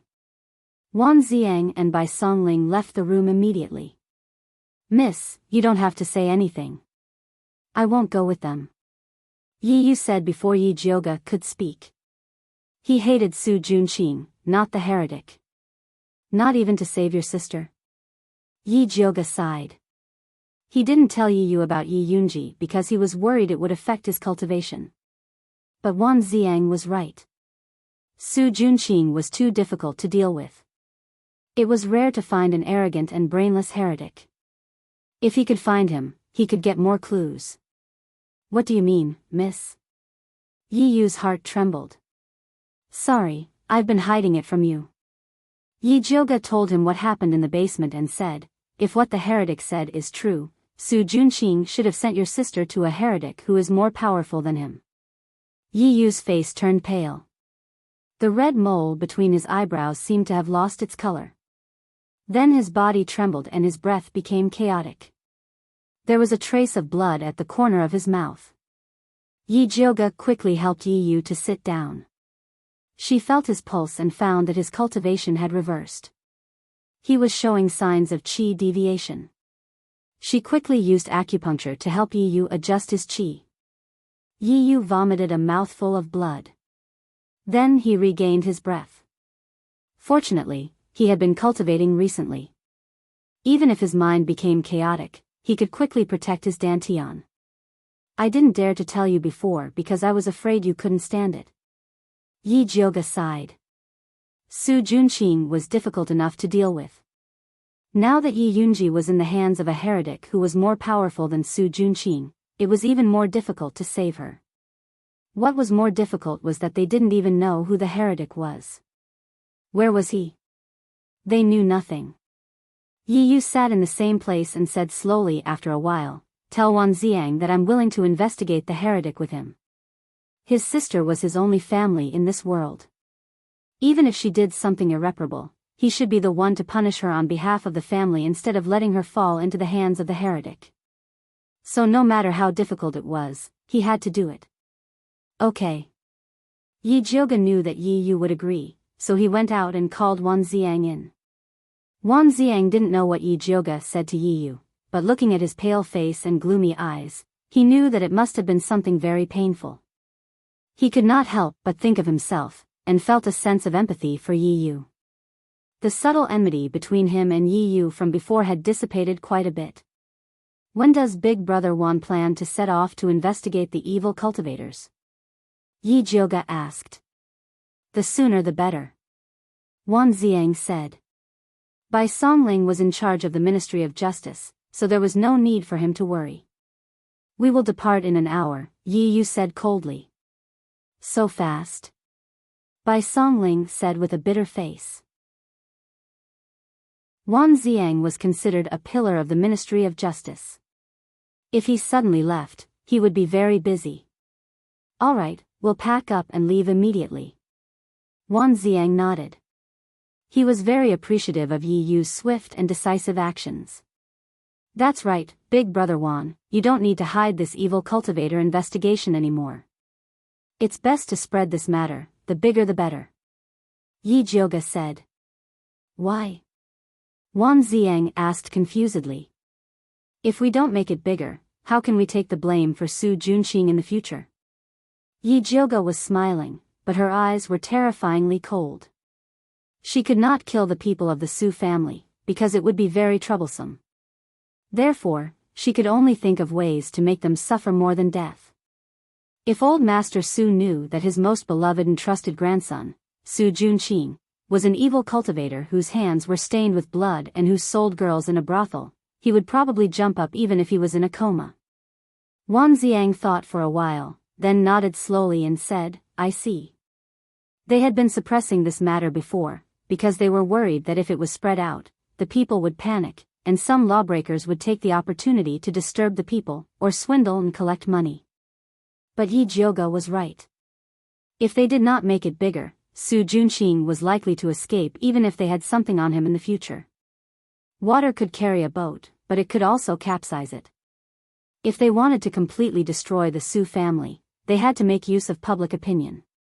Wan Xiang and Yi Yu had to hurry to Hepu County to investigate, so they planned to leave first and let Bai Songling take Yi Jioga back. Before they left, Yi Yu told them one thing. Great-grandfather Su hadn't suddenly fainted when he was drunk, but when he went to the toilet. It was said that he was covered in feces from head to toe and almost suffocated to death in the toilet. What a disgusting piece of good news, Bai Songling said to Yi Jioga with a smile. I don't think I can eat today. Yi Jioga smiled and then said to Bai Songling, Brother Bai, I want to ask you to help me investigate someone. Who? Bai Songling asked. The seventh concubine of the Yi family, Mu Xianglan, 20 years old, a beginner stage wood spirit practitioner. Yi Jioga carefully told him the information about the seventh concubine. Why do you want to investigate this seventh concubine? Bai Songling felt very strange. There should be no conflict between father's concubine and her. I suspect that she is a spy placed in the Yi family by the Empress. Yi Jioga roughly told him that the seventh concubine had been monitoring him. Her Majesty's hand really extends too far. She even grabs the backyard of other people's house. Don't worry. I will definitely help you investigate this matter. Bai Songling immediately took it to heart when she heard that it was related to the Empress. Thank you. Yi Jioga knew that it was right to ask Bai Songling for this matter. His hatred for the Empress was the same as Yi Yu's hatred for the Su family and Wan Xiang's hatred for the evil cultivator. After Yi Jioga and Bai Songling said goodbye, they got on the carriage. He saw that Yu Dai and Hua Dai were sitting obediently in the car. They didn't ask too many questions and behaved quite well. Yi Jioga was quite satisfied with them and decided to go back and say good things about them to Mother Qing. When she returned to Purple Forest Garden, she happened to see Mother Qing walking in the yard. She suddenly frowned. Who let you out? This old servant is about to go moldy, so I want to go out for a walk. Mother Qing smiled flatteringly. It's better to go moldy than to leave a root cause of illness. You are already so old, do you still want me to teach you? Yi Jioga was really angry. This old servant knows her mistake. Mother Qing said with a bitter face. Usually, she was the one nagging others. This time, she was caught by Yi Jioga and severely reprimanded. She was also complaining in her heart. The two servant girls, Yu Dai and Hua Dai, covered their mouths and snickered. Yi Jioga turned around and ordered them, help Mother Qing in to rest. The two servant girls hurried over and intimately held Mother Qing's hand. They smiled flatteringly and said, Mother Qing, let us help you in. Yi Jioga then went to the alchemy room. The fat black rat was still sleeping in her animal skin bag. This fat rat was in a state of deep sleep for most of the day. It was almost comparable to Zishang. You dare to compare this sovereign with this rat? You have guts. Zishang's lazy voice sounded. Chapter 111. Yi Jioga didn't expect Zishang to wake up at this time. After a moment of daze, she immediately asked, Tell me, what did you do to old man Su? Nothing, I just sealed his 5 senses. Zishang said faintly. That's too cruel. Yi Jioga was speechless. She knew Zishang was cruel, but she didn't expect him to be this cruel. Sealing one's five senses was isolating one's reaction to the outside world. Unable to speak, unable to move, unable to feel anything, but one's mind was still very clear. This feeling was as terrifying as sinking into the darkest sea. Old Man Su was probably going crazy. I'm already very kind. If they were in the Yao clan, he had thousands of ways to make Old Man Su's life worse than death. Then I thank you on his behalf. Yi Jioga said sincerely. I helped you vent your anger, don't you want to reward me? Zi Shang appeared and pulled Yi Jioga into his arms. Did I beg you to go? Yi Jioga pushed him away very coldly and heartlessly. This guy made her unable to sleep well last night, and now he had the face to ask for a reward. Giving him 2 slaps was more like it. Little Jioga? Zi Shang's slender eyebrows slightly raised. That pair of dark purple eyes were like amethysts hidden deep in a mine, flashing with a mysterious light as he stared deeply at Yi Jioga. Yi Jioga saw that Zi Shang's beautiful face was now a little pale, and she couldn't help but feel a trace of guilt. Zi Shang had to sleep for a few days to pass his power to her. This time, dealing with Old Man Su must have consumed even more Yao energy. No matter what, he was trying to help her, and it wasn't right for her to be so heartless to him. Take the reward. Yi Jioga extended his index finger and said very generously, suck as much as you want. Zi Shang looked at Yi Jioga's slender and white index finger and revealed a trace of a smile, as beautiful as a blooming epiphyllum in the night. This was the first time Yi Jioga voluntarily let her suck his blood. Although it wasn't what he wanted, it was better than nothing. Zi Shang put Yi Jioga's finger in his mouth, bit it with his sharp snake teeth, and gently sucked. Yi Jioga was originally worried that he would cause trouble again.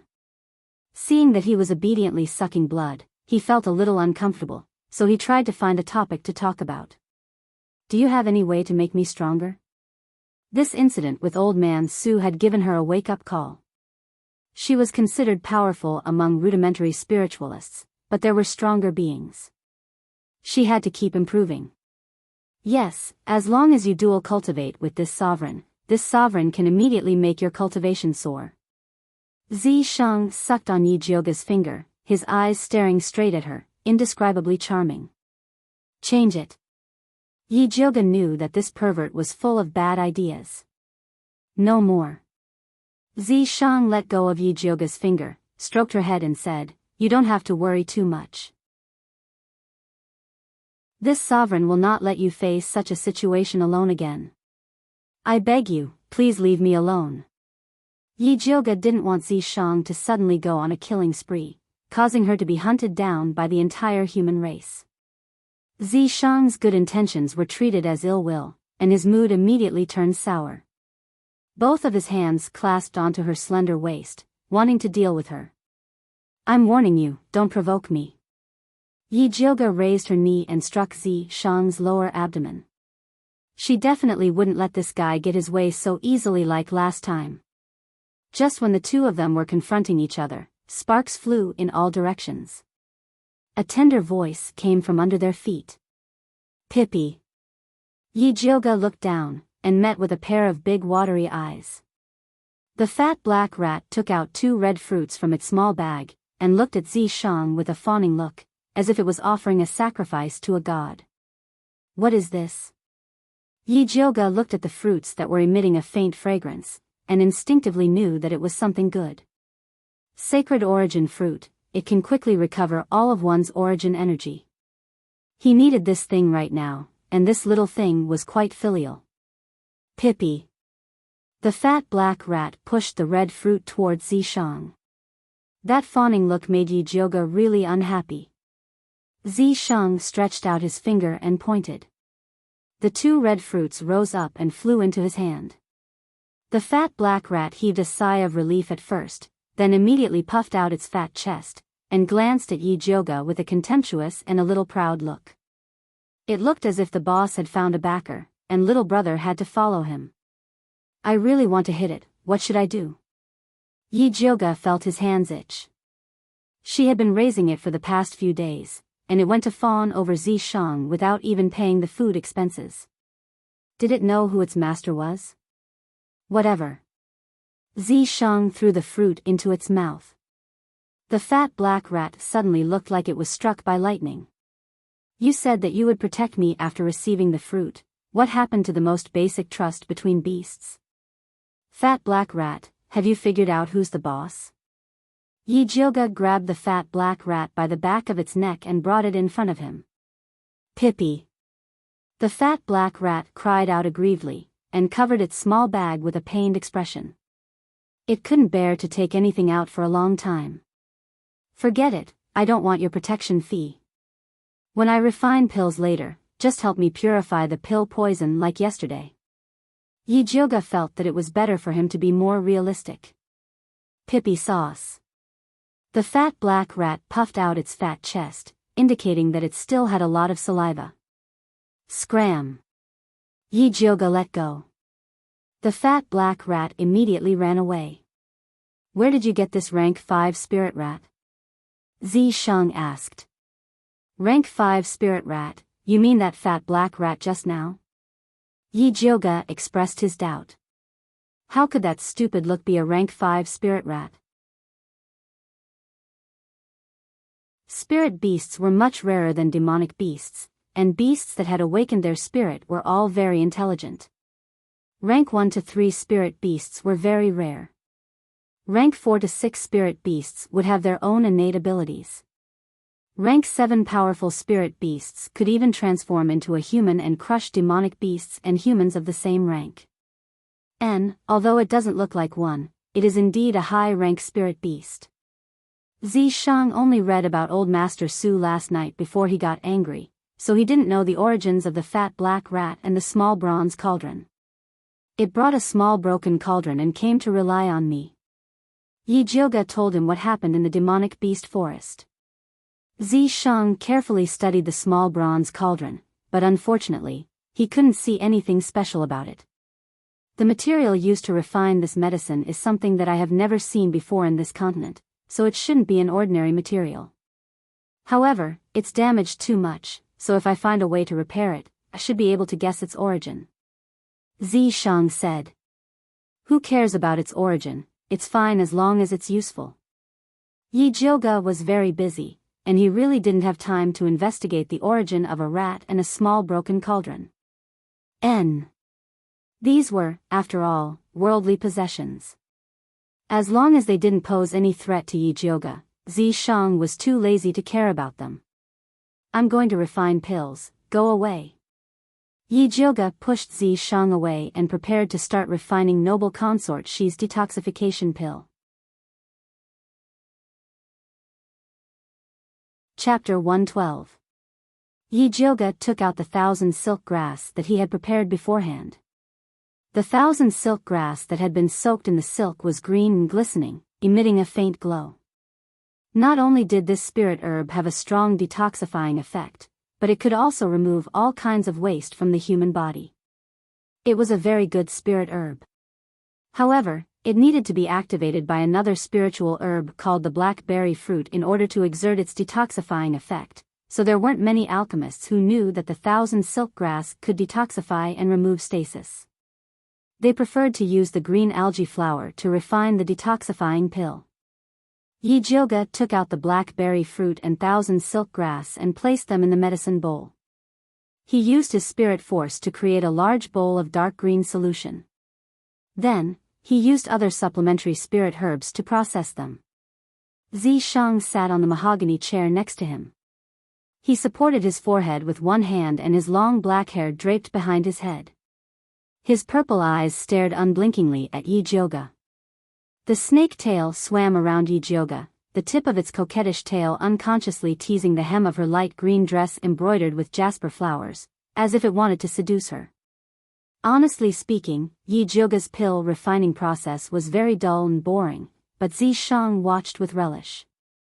He found that he liked Yi Jioga more and more. She was a little willful, a little barbaric, a little venomous, but a little self-reliant. Sigh, if I had known earlier, I wouldn't have restored her original appearance. In the past, there were people who liked her even though she was ugly. Now that she was beautiful, wouldn't it be even more dangerous? Looks like I have to work harder to recover my demon power, lest I can't defeat more and more rivals in love in the future. Zisheng seemed to have thought of something. Suddenly, his eyes narrowed, and the corners of his mouth curled into a faint arc. The golden sunlight reflected a halo on his beautiful face, like a peach blossom in March, gentle and intoxicating, so beautiful that it took one's breath away. It was a pity that no one could appreciate such a beautiful scene. Once Yi Jioge entered alchemy mode, he would exclude everything from the outside world. She strictly calculated the amount of spirit herbs needed and meticulously placed them into the alchemy furnace. Then, she began to adjust the alchemy fire. She was now going to customize a beautiful detoxification elixir for noble consort Shi, so it was very important to control the elixir fire. Apart from that, she also had to use her soul power to closely observe the changes in the medicinal ingredients in the pill furnace, ensuring that all the medicinal ingredients could perfectly fuse together again. The blazing pill flame made Yi Jioge's face red.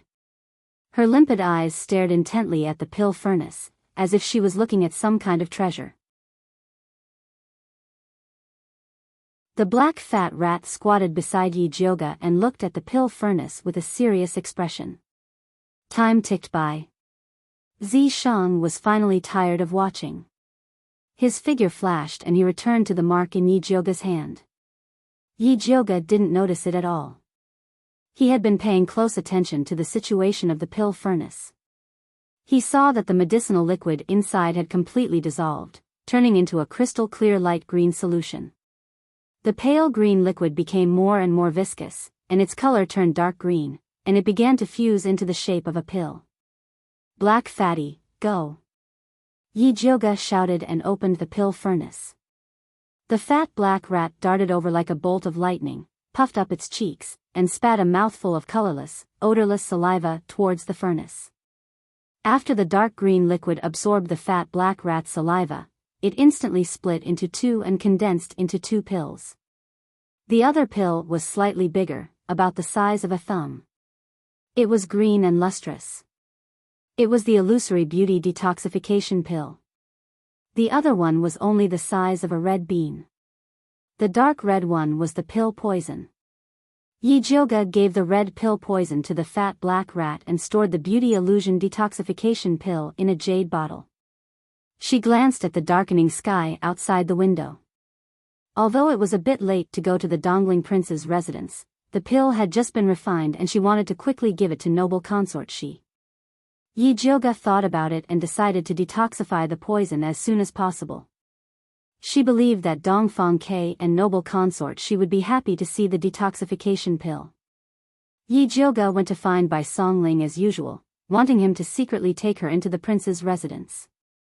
When Bai Songling learned that Yi Jioge had already refined noble consort Shi's detoxification pill, he said happily, "Your pill refining is really timely." "What do you mean?" Yi Jioge didn't understand. When she went to see noble consort Shi, she had recovered very well and didn't need to take the detoxification pill immediately. "You don't know, but the Empress is starting to cause trouble again," Bai Songling said. It turned out that after Nurse Su disappeared, the Empress was gloomy for a period of time, and suddenly said that she wanted to help the Emperor select a female. She also said that the harem hadn't had a new person for many years, and that there was no new royal bloodline, so she wanted to open a harem selection. Those who didn't know the truth would really think that the Empress was really thinking for the Emperor. However, they didn't know that there were no less than 10 concubines in the palace who had a miscarriage in the past few years, and there were countless palace maids who had been forced to give birth. Some palace maids were forced to give birth just because they were beautiful, and they hadn't even slept with the Empress yet. Under such circumstances, no one would believe that the Empress would help the Emperor reproduce. What did the Emperor say? Yi Jioge frowned and asked. She also felt that the Empress's actions were very strange. The Emperor said that there will be a pill refining competition in a month, and we will discuss it after the competition. But what man doesn't like the harem?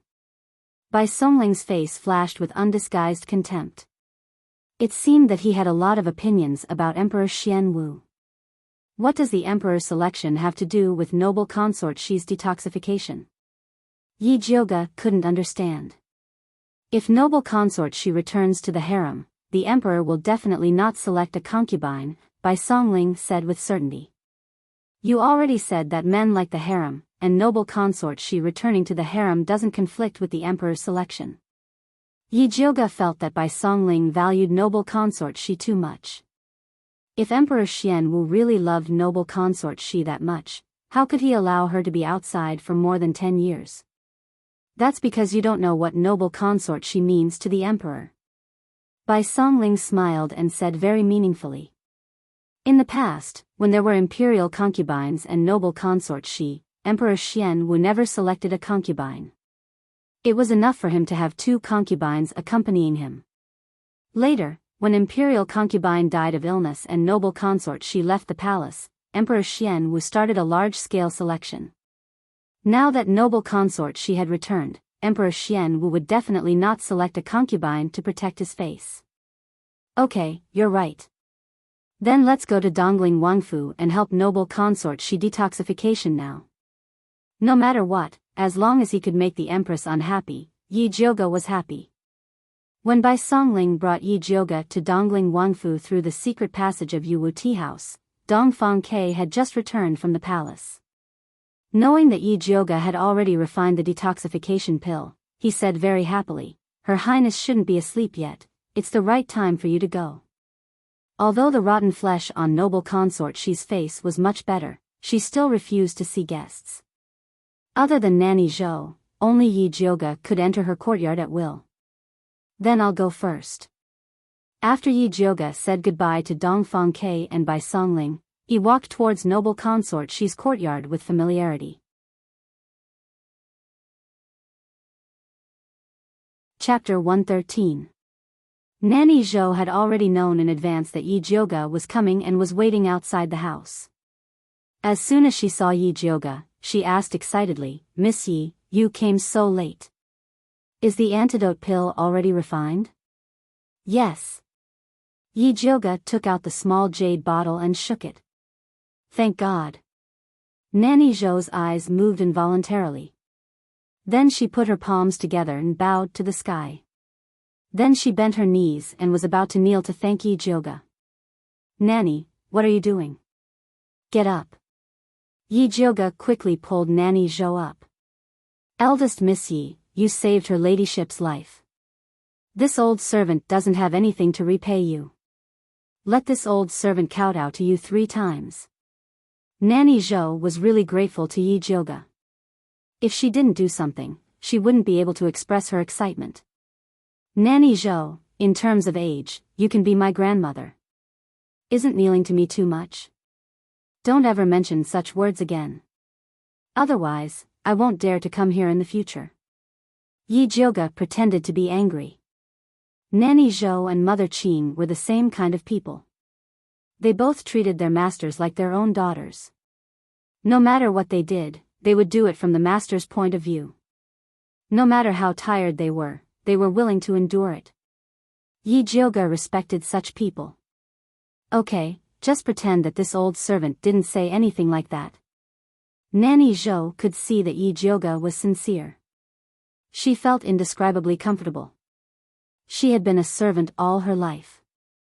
Although others treated her with courtesy out of respect for noble consort Shi, no one had ever been like Yi Jioga, comparing her to his grandmother.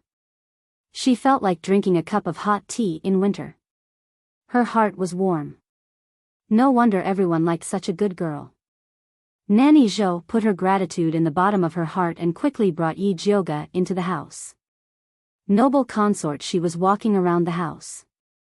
She was so nervous that her palms were sweating. She had thought that it would take a lot of effort to cure this disease. She didn't expect that the final detoxification would start so soon. She was surprised and didn't know what to do. Hearing the sound of the door opening, she quickly sat back in the chair with a calm expression on her face. Yi Jioga saw noble consort Shi's calm appearance and was very impressed. He bowed to her and said, Jioga greets your highness. Jioga, quickly sit. Noble consort Shi called out with a faint smile. She had been taking Yi Jioga's detoxification prescription all this time, and the rotten flesh on the right side of her face had completely scabbed over, turning into a huge black and red scar that looked like a mask. Although it still looked terrifying, it was much better than the oozing pus and rotting flesh from before. Your Highness, are you ready? Yi Jioga sat in front of noble consort Shi. Although she had made countless preparations for what might happen during this detoxification process. However, they couldn't rule out some unexpected situations. Noble consort Shi nodded slowly. Previously, when Yi Jioga said that the final detoxification would be as painful as death by 1,000 cuts, she wasn't afraid. Now that Yi Jioga had found a way to relieve her pain, she was even less afraid. Okay, then let's get ready. Yi Jioga said straightforwardly.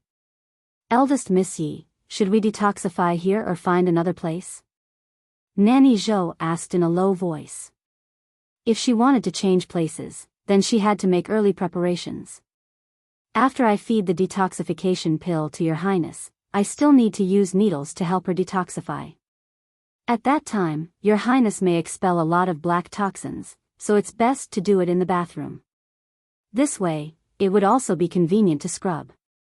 There is an independent bathing pool behind this small courtyard. Please wait for a moment, Your Highness and Eldest Mississippi.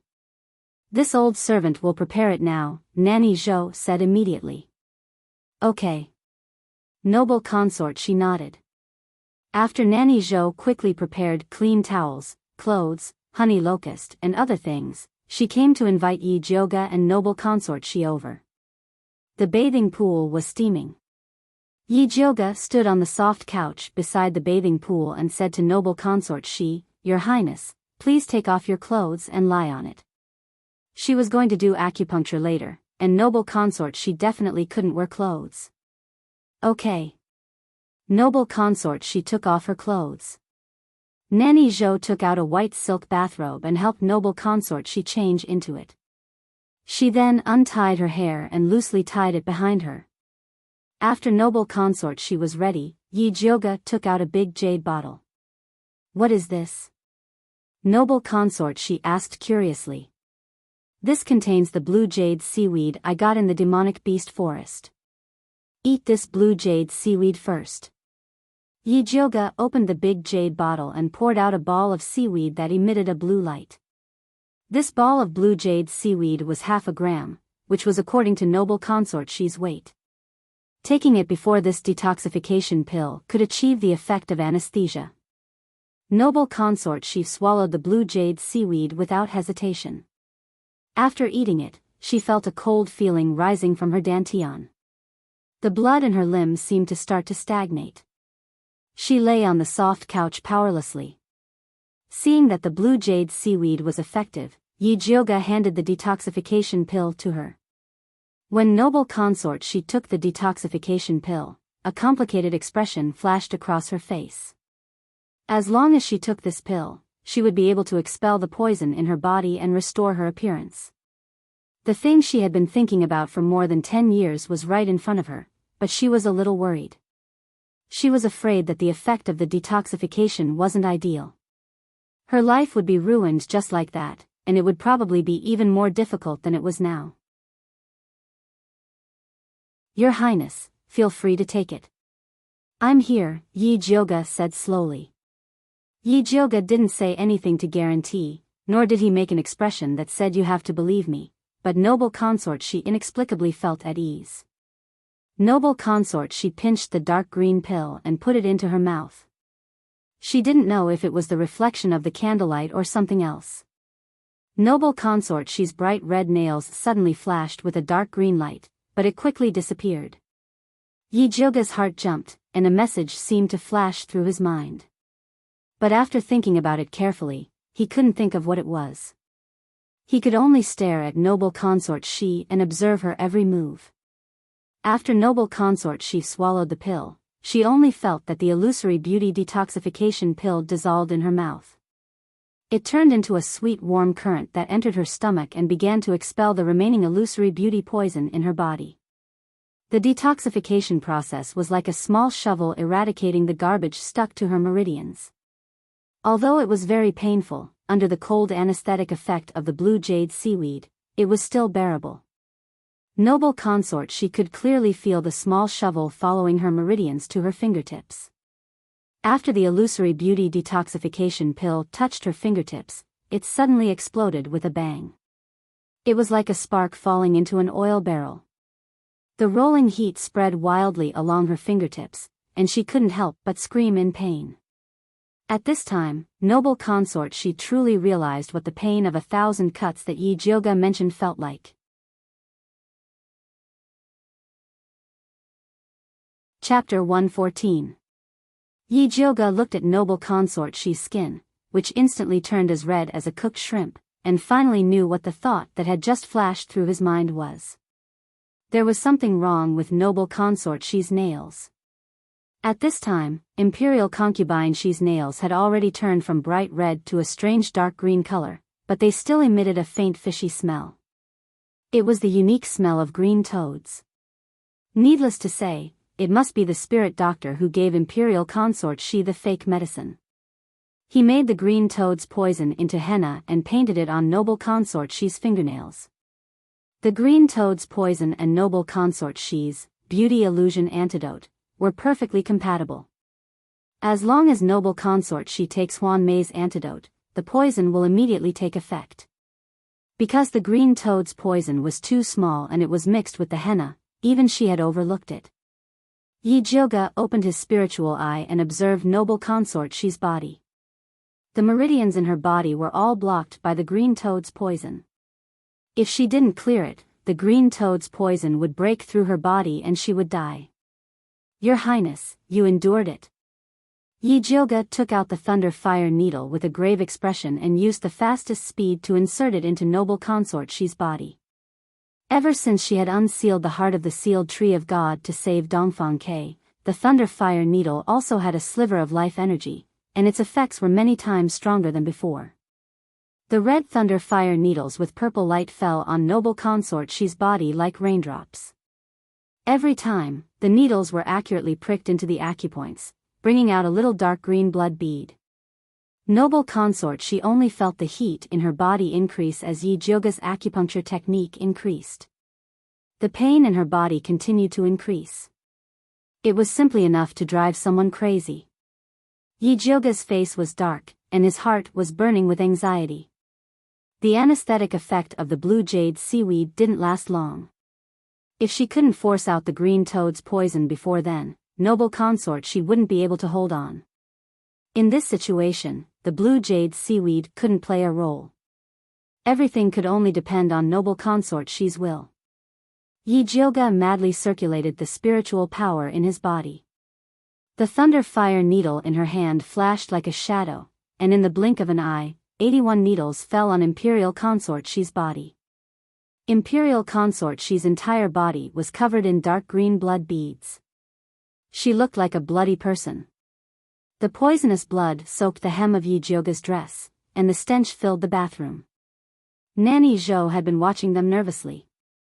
She instinctively sensed that something was wrong with the situation.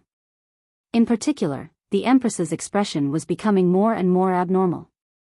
She had never seen the Empress in such pain and confusion, as if she had already given up on living. Nanny Zhou's guess was right. Noble consort Shi had already given up the will to live under the torture of pain. What was the point of persevering like this? She had failed to detoxify the poison, so she had to return to her previous days of being neither human nor ghost. If that was the case, then she might as well die. Nanny Zhou was shocked. She quickly knelt beside imperial consort Shi and shouted anxiously, "Your Highness, you must not give up." Noble consort Shi shook her head unconsciously, as if saying that she could not hold on any longer. Nanny Zhou, think of a way to help the Empress hold on. Yi Jyoga quickly ordered. She was so close to forcing the green toad's poison out of noble consort Shi's body. Nanny Zhou immediately raised her voice and shouted miserably, "Your Highness, have you forgotten how the Empress hurt you? How can you abandon me before you take revenge?" Noble consort, she was still shaking her head. She couldn't take revenge, so she could only let do it. Nanny Zhou's face turned pale. She hesitated for a moment and finally shouted with a trembling voice, "Your Highness, even if you don't do it for yourself, you have to avenge the little master. She was killed by the Empress before she grew up in your belly. If you go like this, how can you face the little master in the underworld?" "What? What little master?" Noble consort, she unconsciously turned her head in the direction of Nanny Zhou, as if she was asking something. "When the imperial consort died, weren't you dizzy and nauseous, and couldn't eat anything? Miss Yi said that you were pregnant. Later, the bleeding was not because of detoxification, but because the little master had a miscarriage." Nanny Zhou choked with sobs. "It's all because I'm useless. I didn't find out that you were pregnant and let the Empress hurt the little master." When Noble consort she heard this, the veins on her palms bulged, and she suddenly grabbed the bed sheet under her. Her well-maintained long nails scraped against the bed, making a sharp sound. The longest nail even broke into two. It could be seen that she hated the Empress to the extreme. Yi Jiuge seized the opportunity and used the thunder fire needle on the last few acupuncture points of Noble consort she. Streams of dark green poisonous blood spurted out, quickly turning bright red. Finally succeeded. Yi Jiuge's vision turned black and she almost fell to the ground. She quickly protected the bed frame and stabilized her body. She had used up too much spiritual power and had opened her spiritual eye for too long. She really couldn't hold on any longer. Your Highness, are you all right?" Nanny Zhou wanted to help the Empress wipe her body, but she didn't know where to start. She was afraid of touching the wounds on her body. "The Empress is fine. Help her wipe her body with hot water and give her 2 Peiyuan pills," Yi Jiuge said weakly with her eyes closed. "Miss Yi, are you all right?" Only then did Nanny Zhou realize that something was wrong with Yi Jiuge. "I'm fine. I'm just tired. Go and serve the Empress. I'll be fine after resting for a while." Yi Jiuge used the last of her strength to walk to the side of the chair and sat down. Only then did she feel better. Nanny Zhou used 6 buckets of hot water to wash the dirt off Noble consort she's body. After helping Noble consort she put on a clean bathrobe, she quickly fed her 2 Peiyuan pills. Noble consort she's pale face regained a trace of color. Her long and thick eyelashes blinked and she slowly opened her eyes. "Your Highness, how do you feel?"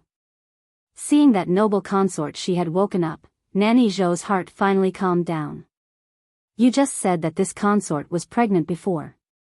What's going on?" Noble consort she's gaze was like a sharp sword as she stared at Nanny Zhou. Nanny Zhou's face paled, as if someone had poured a bucket of cold water on her head.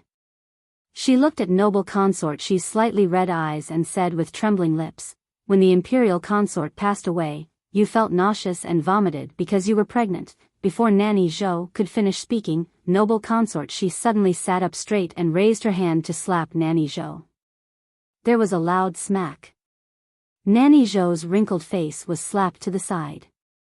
Nanny Zhou, who was slapped, was fine, but Noble consort she, who hit her, fell heavily on the bed. She was like a fish that had jumped onto the shore. After its death struggle, there was only pain left. "Your Highness, you can hit me and scold me, but don't hold it in." Nanny Zhou knelt beside Noble consort she's bed and cried. Chapter 115. My child, my child. Imperial consort she's face was covered in tears. Her throat was choking with pain, and her entire body was trembling. She felt like her heart was being stabbed by a knife. It was thousands of times more painful than being poisoned. The child that she had missed so much was in her womb, but she had never discovered it. The child had disappeared from this world without a trace. There was no name, no memorial tablet, no one even shed tears for him, no one was grieving for him, no one was grieving for him. She had only discovered it 16 years later. How could she face her child in the underworld in the future? Nanny Zhou was sobbing at the side, and her sadness filled the entire bathroom. Yi Jioga couldn't help but sigh. She didn't know how to comfort the master and servant. She glanced around the bathroom and found that Nanny Zhou had prepared a mirror in the corner. She probably wanted to show it to Imperial Consort Shi after the detoxification was over. The mirror was very exquisite. The back was made of red sandalwood with lotus flowers and branches carved on it. The surface of the mirror was polished from crystal. It was so bright that it could reflect one's reflection. Yi Jioga picked up the crystal mirror and came in front of Imperial Consort Shi. He said softly, "Your Highness, you can't make up for the past anymore. You can only look forward. Fortunately, no matter what you want to do now, you have the ability to do it." After saying that, he placed the mirror in front of Imperial Consort Shi. Imperial Consort Shi looked up and saw a beautiful woman reflected in the crystal mirror. Her skin was as white as jade, and her eyes were filled with pain and tears, but she was indescribably gentle and moving. Not only had she recovered her appearance, but she was even more beautiful than 16 years ago. The beauty illusion poison has such an effect. As long as one can endure the pain of being dismembered, they can obtain a new life. Yi Jioga believed that when the Empress saw the current Imperial Consort Shi, she would definitely hate her to the core. A new life? Imperial Consort Shi muttered to herself. The beauty in the mirror's expression slowly became firm, and her eyes were burning with hatred. Her beautiful face was covered with a resentful expression, like a scorpion with a poisonous needle, ready to devour people at any time. Yi Jioga was shocked. He was really afraid that Imperial Consort Shi wouldn't be able to suppress her emotions and enter the palace to fight with the Empress. However, Imperial Consort Shi quickly recovered her normal expression. Her full lips were red like a pill, and she smiled beautifully. Dongfang Yan, Shui Mingzhu, I'm back. After saying that, he closed his eyes and fainted. Your Highness, what's wrong? Nanny Zhou hurriedly straightened her body and looked towards Yi Jioga in panic. Eldest Miss, quickly take a look at her ladyship. Yi Jioga stepped forward to take her pulse. Seeing that she was only unconscious due to exhaustion, he said, Nyang Nyang is fine. She will be fine after a nap. Nanny Zhou breathed a sigh of relief. Her body went limp and she sat on the ground. Nanny, stop kneeling. Yi Jioga helped Nanny Zhou up and advised, Nyang Nyang still needs you to serve her. If you fall, she will have no one to rely on. Eldest Miss is right. Nanny Zhou wiped her eyes and took a deep breath. She hid all the sadness, pain, and exhaustion in her heart. If it wasn't for the fact that she had been cultivating all these years and her body was still considered strong, she probably wouldn't have been able to withstand the emotional ups and downs. Nanny, send noble consort Shi back to rest first. I'll go out and tell His Highness, the Prince of Dongling, lest he worries, said Yi Jioga. Noble consort Shi's poison had been completely expelled. The next step was to quietly recuperate. Okay, eldest miss, there is hot water and new clothes over there. You should also change your clothes. Nanny Zhou looked at Yi Jioga, who was covered in blood. Yi Jioga's figure was about the same as noble consort Shi's, so he should be able to wear her clothes. Okay, I'll change later. Only then did Yi Jioga discover that his body was covered in the smell of noble consort Shi's poison. Then this old servant will leave first. Nanny Zhou used a blanket to wrap noble consort Shi up and carried her back to the room. Yi Jioga simply wiped his body, picked a lotus blue dress, and put it on. Then, he walked out of the courtyard. Dongfang Ke and Bai Songling were waiting outside the courtyard.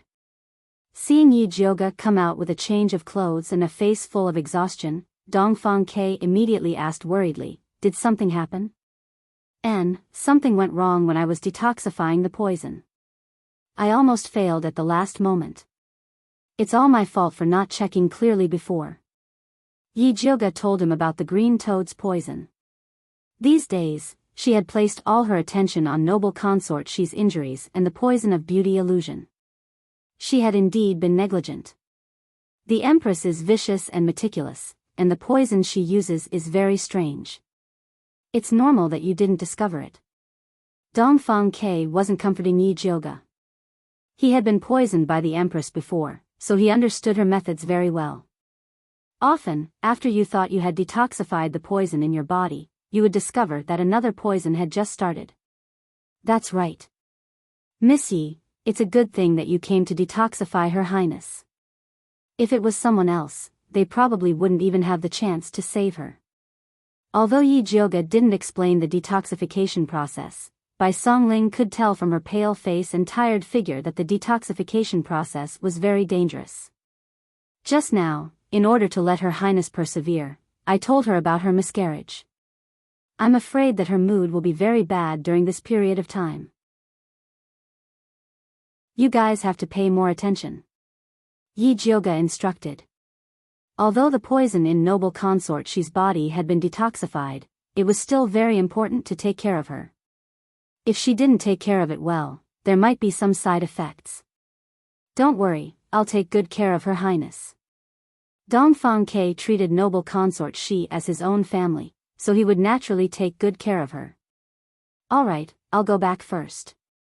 If anything happens to noble consort Shi, you guys can come and inform me. Yi Jioge was so tired that it was hard for her to even speak. She just wanted to return to Purple Forest Park and have a good sleep. Songling, send Miss Yi back. Dongfang Ke instructed by Songling. Yes.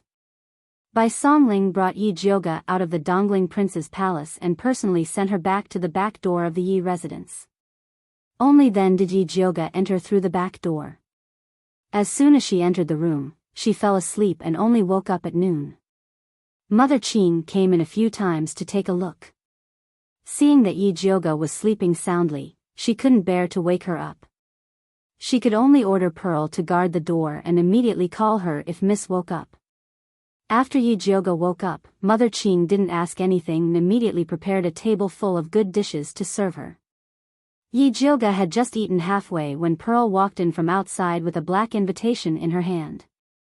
She said, "Miss, this is an invitation that Lord Wan's residence just sent over." Yi Jioge put down her bowl and chopsticks, took the invitation and looked at it. It was by Songling's handwriting, telling her to go to Yuwu Tea House in the afternoon. Could it be that something happened to noble consort Shi? Yi Jioge didn't have the mood to eat anymore, so she changed her clothes and prepared to go out.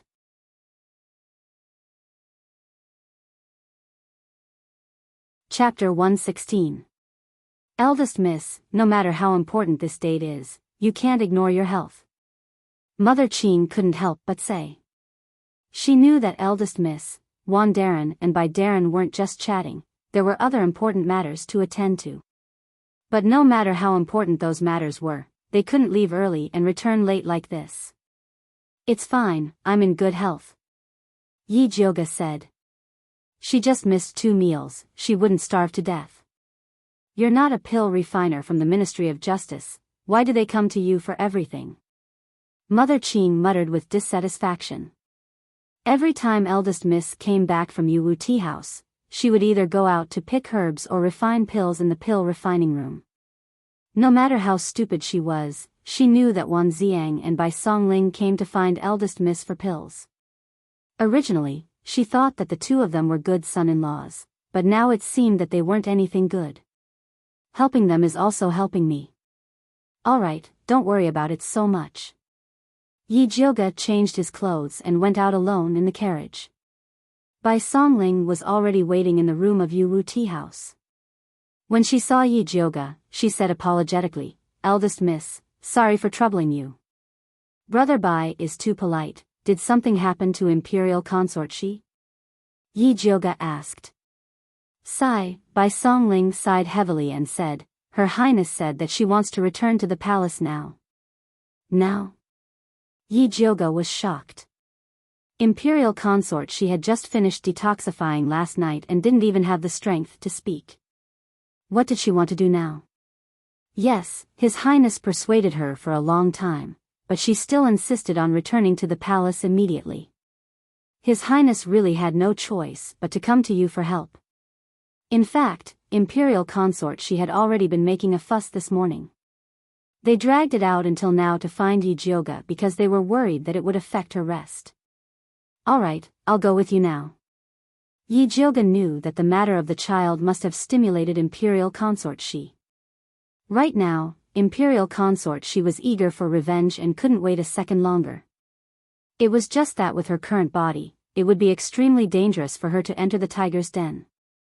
Yijioga rushed to the prince's residence. Before he could take off his cloak, he was hurriedly pulled into the courtyard by Nurse Jo. Eldest Miss, please go and persuade her ladyship. His Highness can't hold them back any longer. Yijioga quickly walked towards the courtyard and saw Dongfang Ke blocking the entrance from afar. Noble Consort She stood in front of Dongfeng Quebec. Her hair was combed into an auspicious cloud bun, and she wore a golden phoenix hairpin inlaid with jewels.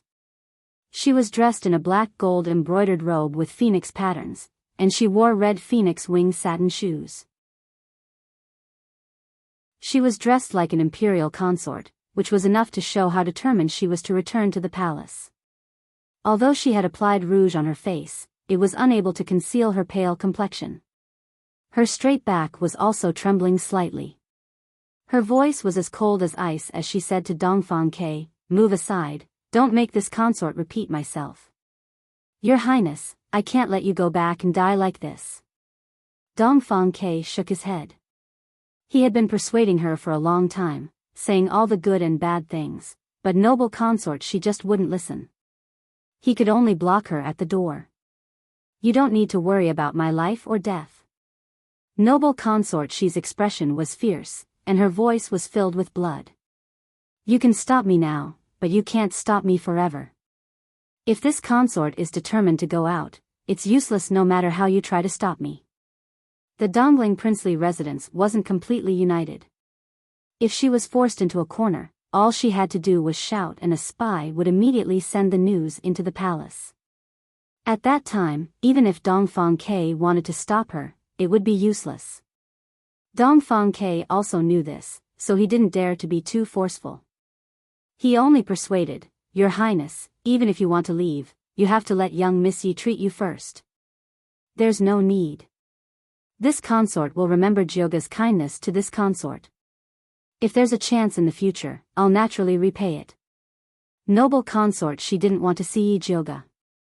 As long as she saw Yijioga, she would remember the pain of losing her child. This pain deeply tormented her, and she couldn't rest for even a moment. Right now, she just wanted to immediately return to the palace and let her enemies have a taste of this feeling. Thinking of this, Noble Consort She no longer hesitated. She lifted her foot and walked towards the door. She made up her mind that if Dongfang Ke still dared to stop her, then he couldn't blame her for being ruthless. "Your Highness." Seeing this, Yijioga hurriedly walked into the courtyard. "Young Miss Yi, you've finally come." Dongfang Ke couldn't help but let out a sigh of relief. "Jioga." Noble Consort She looked at Yijioga and said resolutely, "You don't need to persuade me. No matter what you say, I'm going back to the palace." "Your Highness, I'm not here to persuade you." Yijioga had already thought of an excuse on the way here. He knew that Noble Consort She had already made up her mind, so it was useless to say anything now. "It's fine if you want to return to the palace, but the inner palace isn't like the princely residences. If the Empress poisons you again, even if I have 3 heads and 6 arms, I won't be able to rush into the inner palace to save you. So, please wait a few days. I'll think of a way to get something that can identify poison for you to bring into the palace. What do you think?" "That's right, Your Highness, we're going back to take revenge. We can't fall for that evil woman's tricks before we even get our revenge." Nanny Zhou also tried to persuade. She had followed the Empress for so many years and knew her personality very well. If she tried to persuade her to rest and recuperate, she definitely wouldn't listen because she had already disregarded her own life and death. But if it was under the banner of revenge, the Empress might still listen to it. Noble Consort She hesitated for a moment and said to Yijioga, "After you think of a way, You can tell me after you enter the palace. Your Highness, do you think I can still stay at home and think of a way if you return to the palace like this? Yi Jilga said helplessly. She could already imagine the scene of noble consort she being poisoned by the Empress as soon as she returned to the palace. Your Highness, sharpening the knife doesn't delay the work of cutting firewood. The arrangements in the palace aren't complete yet. It's not the best time for you to return. Dongfang Ke tried to persuade her. Noble consort, she didn't say anything. It seemed that she hadn't completely given up. Yi Jilga thought about it and slowly said, also, Your Highness, returning to the palace like this is too degrading. In my opinion, we should have the Emperor personally go to the Imperial Temple to pick you up. We should have a 10-mile red carpet to welcome you back to the palace. Only then would we be able to slap the Empress in the face. A 10-mile red carpet was something the Empress would only have when she returned to the palace. If noble consort she returned to the palace like this, she could indeed step on the Empress. Noble consort she's beautiful eyes lit up and she slowly nodded. Jilga is right. Since she was going back for revenge, she had to have a beautiful opening. In order to see the Empress' ugly face, she didn't mind waiting a few more days. Your Highness, then I'll send you back to the Imperial Temple tomorrow and then send someone to tell father that you've recovered your appearance. Seeing that noble consort she's attitude had softened, Dongfang Ke finally let out a sigh of relief. I'll write a personal letter now and have someone pass it to the Emperor. Send me back to the Imperial Temple tonight, noble consort, she said decisively.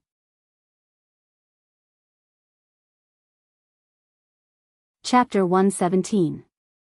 All right. Dongfang Ke nodded. As long as noble consort she didn't immediately return to the palace, everything else could be discussed. Your Highness, since we're going back to the Imperial Temple, why don't we let First Miss take your pulse again? Nanny Zhou took the opportunity to say. Sorry for troubling Jilga. Noble consort, she looked at Yi Jilga apologetically. She wasn't purposely tormenting him. It was just that she couldn't suppress the hatred in her heart and couldn't care less about anything else in her impulsive state. Your Highness is too polite. Yi Jilga accompanied noble consort she back to the inner chamber and began to feel her pulse. Noble consort she's pulse was weak, and her internal organs had not been adjusted yet. She still needed to rest quietly. Her ladyship didn't sleep well last night, Nanny Zhou said in a low voice. Last night, noble consort she woke up in the middle of the night. As she cried, she recalled the symptoms of pregnancy at that time and scolded herself for being careless. After crying, she began to dress up and said that she wanted to return to the palace. It could be said that she did not sleep for the whole night. Your Highness, don't worry and take care of yourself. Yi Jilga looked at noble consort she and said. If he continued like this, his body wouldn't be able to take it. Jilga, don't listen to Nanny Zhou's nonsense. I know my body, there's nothing wrong with it. Noble consort she stopped. She had endured so much suffering in the past, so a night without sleep was nothing to her. No matter what, I need to recuperate first. Yi Jilga knew that it was impossible for noble consort she to rest quietly. She picked up the pen and wrote a prescription for noble consort she to rest and then said seriously, Your Highness, don't blame me for speaking harshly. Food and sex are human nature. When you go back to the palace, you have to rely on this face to win over the Emperor. If you don't sleep well at night, you will easily become old and ugly. Hearing this, Imperial consort she couldn't help but touch her face. She immediately nodded and said, I know, I'll definitely take good care of myself. She was still waiting to meet the Empress and see her regretful face. Don't worry, Miss Yi. I will make sure her ladyship takes it on time. Nanny Zhou took the prescription and decided to make it for her ladyship as soon as she returned to the Imperial Temple tonight. Noble consort she still had to rush back to the Imperial Temple, so Yi Jilga didn't say anything else and quickly took his leave. She left the courtyard and seeing that Dongfang Ke was still waiting outside, she gave him a look. Dongfang Ke tactfully brought her to the study and asked, How does eldest Miss Yi plan to help the Empress test for poison? If it's not too troublesome, can you help me get one as well? In reality, Dongfang Ke was very wary of the Empress' strange poisons that did not have strong layers. If there was a way to prevent it, it would be for the best. I need to go back and think about it. Yi Jilga had only thought of it perfunctorily to appease noble consort Shi. He still didn't know what to do. She had never come into contact with refining weapons before, so she had to ask Zi Shang when she returned. Eldest miss, if there's anything you need, please let me know. Dongfang Ke said sincerely. Yi Jilga saved noble consort Shi, so he really wanted to pay Yi Jilga's consultation fee. But giving him silver was too tacky, and giving him other things was worrying that Yi Jilga wouldn't like it. I really need a spirit fruit called the Sacred Origin Fruit right now. I wonder if your highness can help me get it. Yi Jilga wanted that Sacred Origin Fruit for Zi Shang. Miss Yi, please wait a moment. I'll check if there are any in the storeroom. Dongfang Ke called old He over. After carefully checking the storeroom's booklet, there really was the Sacred Origin Fruit that Yi Jilga wanted. Many thanks. Yi Jilga received the Sacred Origin Fruit and returned to Purple Forest Park. Then, he started to call Zi Shang. After Zi Shang appeared, he circled around Yi Jilga as usual. He rested his chin on her head and asked lazily, "What's the matter?" Yi Jilga was already numb from being hugged by him.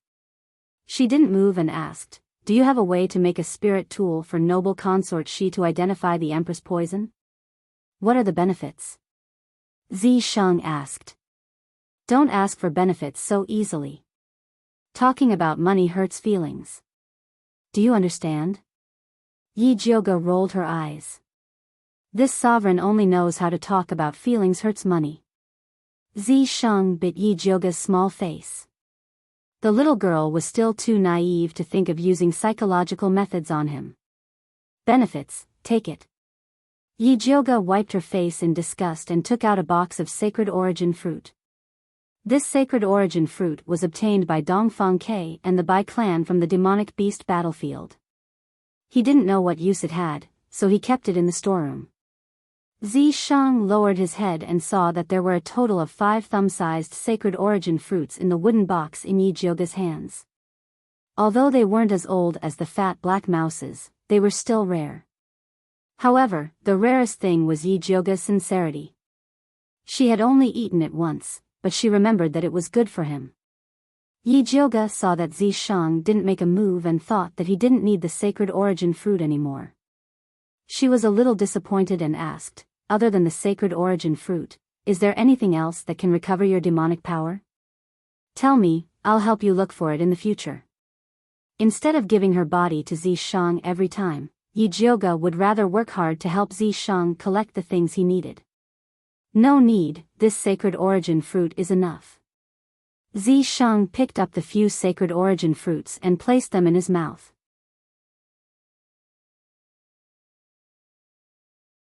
The things he needed were things that Yi Jilga couldn't get with her current strength. It was already good enough that she could get a few fruits to nourish him. Then how can I refine the spirit tool that can detect poison? After eating the fruit, he should give her the answer. Refining requires a foundation. If you want to learn how to refine in a few days, you should save it. Zi Shang glanced at Yi Jilga.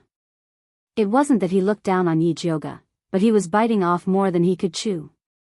It wasn't the time for her to learn how to refine. Then other than refining, is there any other way? Yi Jilga didn't really have to refine. She was still busy concocting pills, so how could she have the time to learn how to refine? This sovereign has a way to let your imperial consort Shi quickly learn how to identify poison. Seeing that the Sacred Origin Fruit was enough, Zi Shang gave Yi Jilga an idea. In this world, there's a kind of insect called the poison earth dragon. It's extremely sensitive to poison. As long as it sees poison, it will become scared and flee. You can try this. I'll look for it now. Yi Jilga had also heard of the poison earth dragon. Usually, it would be used to concoct pills after it was dried and ground into powder, but it was rare to see it alive. Fortunately, some pharmacies would usually keep some of them, so Yijioga quickly got a few poison earth dragons back. The poison earth dragon looked like a newly hatched bee larva. It was white and plump, lying motionlessly in the wooden tube.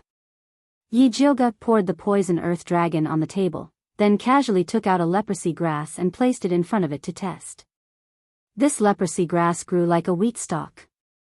Although it wasn't very poisonous, it was colorless and tasteless. After eating it, it would cause the limbs to be numb. It was also a commonly used herb to concoct poison pills. The poison earth dragon raised its head and looked at the leprosy grass. Then, it slowly wriggled on the spot, and no longer had any reaction. Yijioga was instantly speechless. If he wanted to rely on this thing to identify poison, he was afraid that he would need someone to keep a close eye on it at all times. Wasn't this a joke? This is what you meant by, as long as it sees poison, it will become scared and flee? Yijioga threw the leprosy grass on the table. He felt that Zishang might have misunderstood the word flee.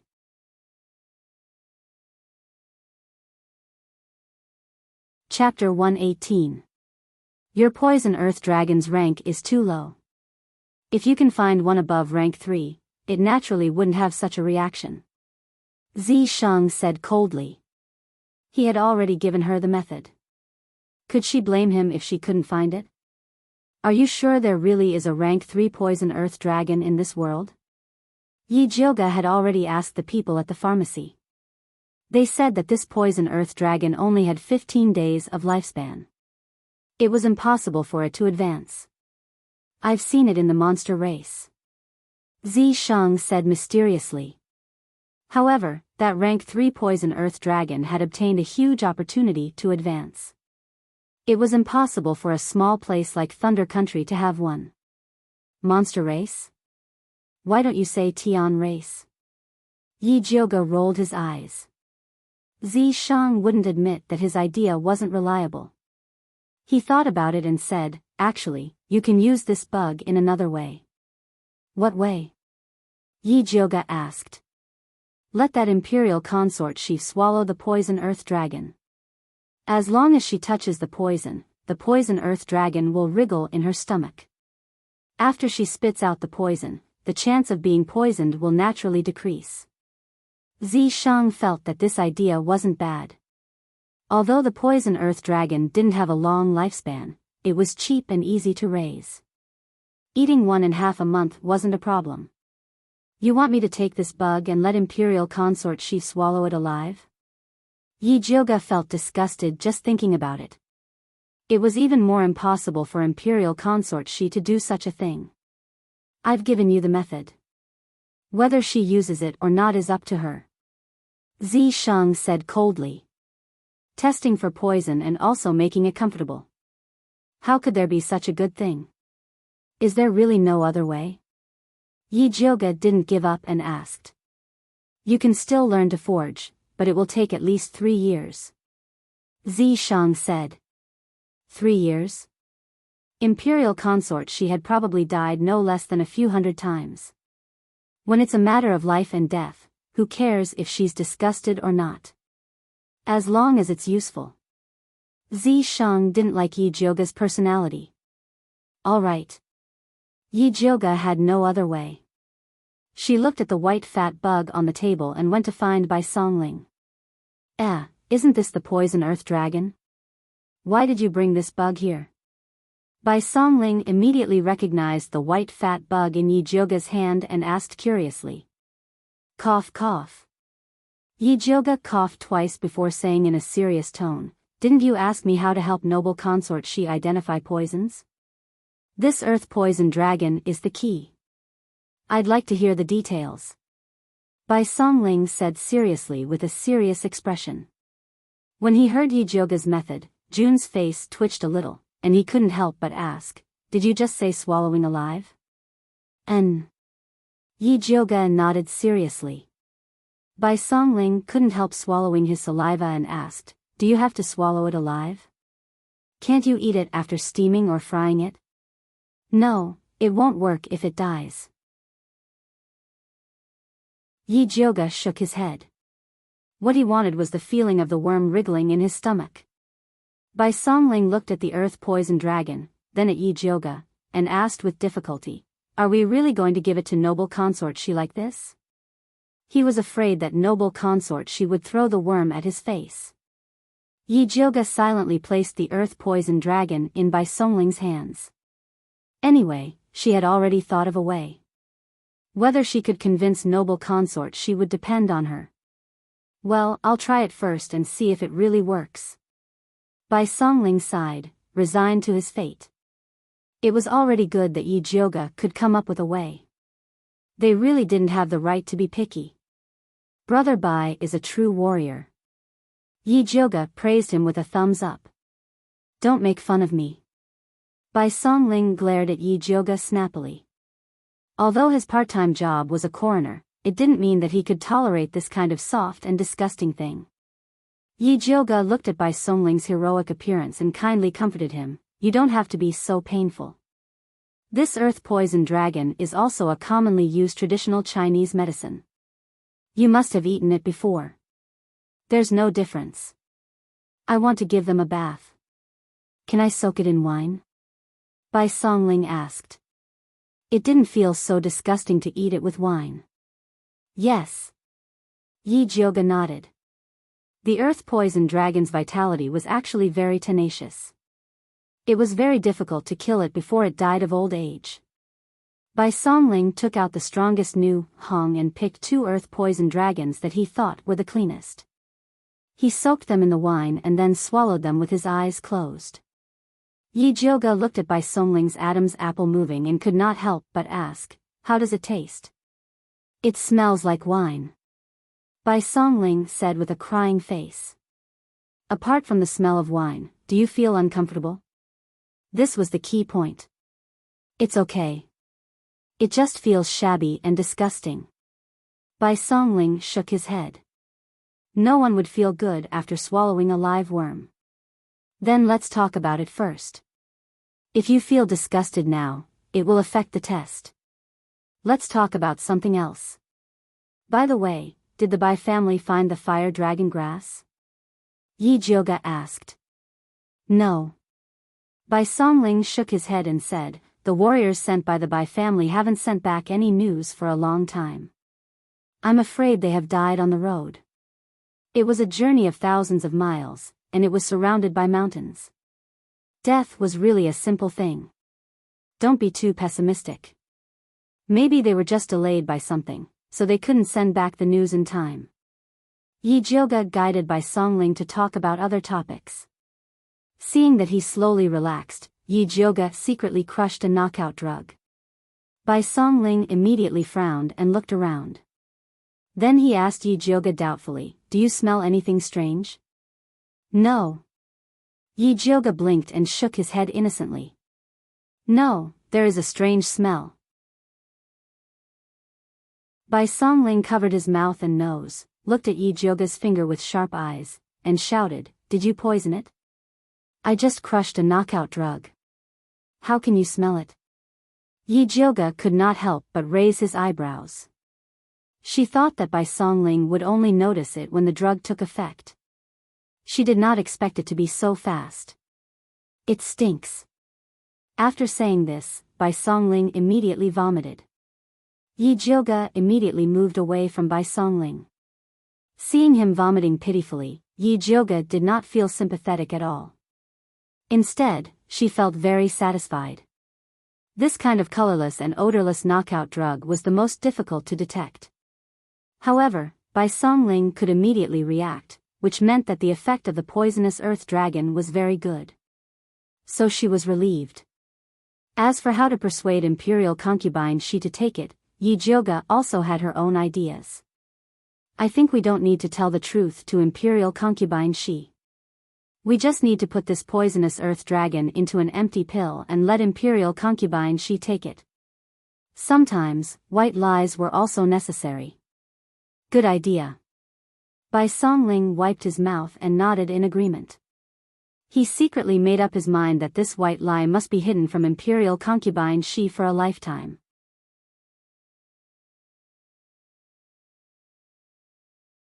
Chapter 119.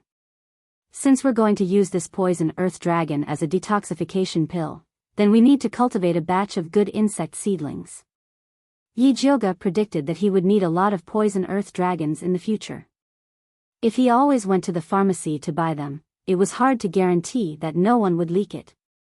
Our Dongling Wangfu's pharmacy has a shed specifically for raising poison earth dragons. When the time comes, just have them keep a batch of good ones. It's not something valuable anyway. Bai Songling said. Ordinary poison earth dragons have a short lifespan. I want to choose a batch of good eggs to cultivate myself. Yi Jioga wanted to cultivate poison earth dragons with a longer lifespan and greater use. No problem, I'll take you to choose now. Yi Jioga wanting to improve the poison earth dragons was simply a good thing for Bai Songling. The Dongling Wangfu had a large herbal farm on the outskirts. In addition to cultivating poison earth dragons, they also grew many precious medicinal herbs. The head of the farm was surnamed Shen.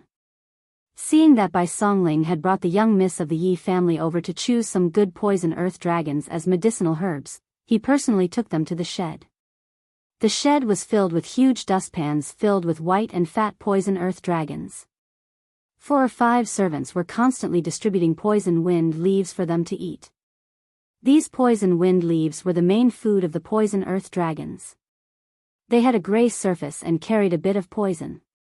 After the poison earth dragons ate, they would spit out green saliva. This was the antidote for the poison wind leaves and also the medicinal herbs purchased by the pharmacy. Bai Songling looked at the densely packed white and fat insects and immediately felt his scalp go numb. He asked the head of the farm, "Is there anyone here who has studied poison earth dragons?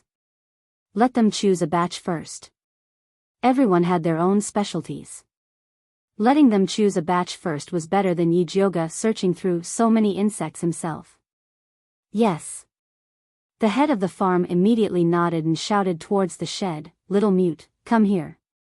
Hearing the head of the farm, a skinny boy wearing dark blue clothes walked out from the corner of the shed. He was about 11 years old and had a pair of large black eyes on his skinny face. He looked especially horrifying, like a puppet. Yi Jioga looked at this little boy and inexplicably felt that something was wrong. He asked, "Who is this?" "This is an adopted son adopted by a distant relative of mine. He doesn't have a name, so we all call him Little Mute. Although he can't speak, he's especially good at taking care of medicinal insects. It's also partly because of him that these poisonous earth dragons can be raised so well." Manager Chen was afraid that Bai Songling would accuse him of abusing his power to take care of his relative, so he quickly explained. "All right, let him pick some good worms for me," Bai Songling said indifferently. He was so young and mute. Even if he didn't have any skills, the village could still afford to raise him. After listening to Bai Songling's words, Little Mute took a dustpan and began to select the poisonous earth dragons. Soon, he had picked more than 100 of them and filled the dustpan. "Enough," Yi Jioga said. She had already opened her spiritual eye to check. The poison earth dragons that Little Mute had picked up were filled with life force. They were indeed the best seedlings. Little Mute glanced at head Chen Zhuangtou. Seeing him nod, he stopped and quietly placed the dustpan in front of everyone. "This kid is interesting." Zi Shang's lazy voice rang in Yi Jioga's ears. "What's interesting?" Yi Jioga asked back. "You bring him back first, you'll know in the future." Zi Shang laughed and didn't say anything else. Yi Jioga was already used to Zi Shang's way of speaking. However, anything that could attract Zi Shang's attention was not ordinary, and this wooden Little Mute was no exception. Yi Jioga was determined to bring this wooden Little Mute away, so he smiled and said to him, "Little Mute, I'm lacking someone to help raise the poisonous earth dragons. Are you willing to help?" The wooden Little Mute was expressionless. He didn't shake his head or nod his head, as though he didn't understand what Yi Jioga was saying. Manager Chen knew that this kid was wooden, and was afraid that he would offend his master, so he hurriedly said, "This kid is a servant of our village. If young miss wants him, then just bring him away. There's no need to ask for his opinion." "I'm asking him, not you." Yi Jioga was dissatisfied with the way the manager treated people like objects. "I was too talkative, please forgive me, young miss." Manager Chen was so scared that sweat broke out all over his body, and he didn't dare say anything else.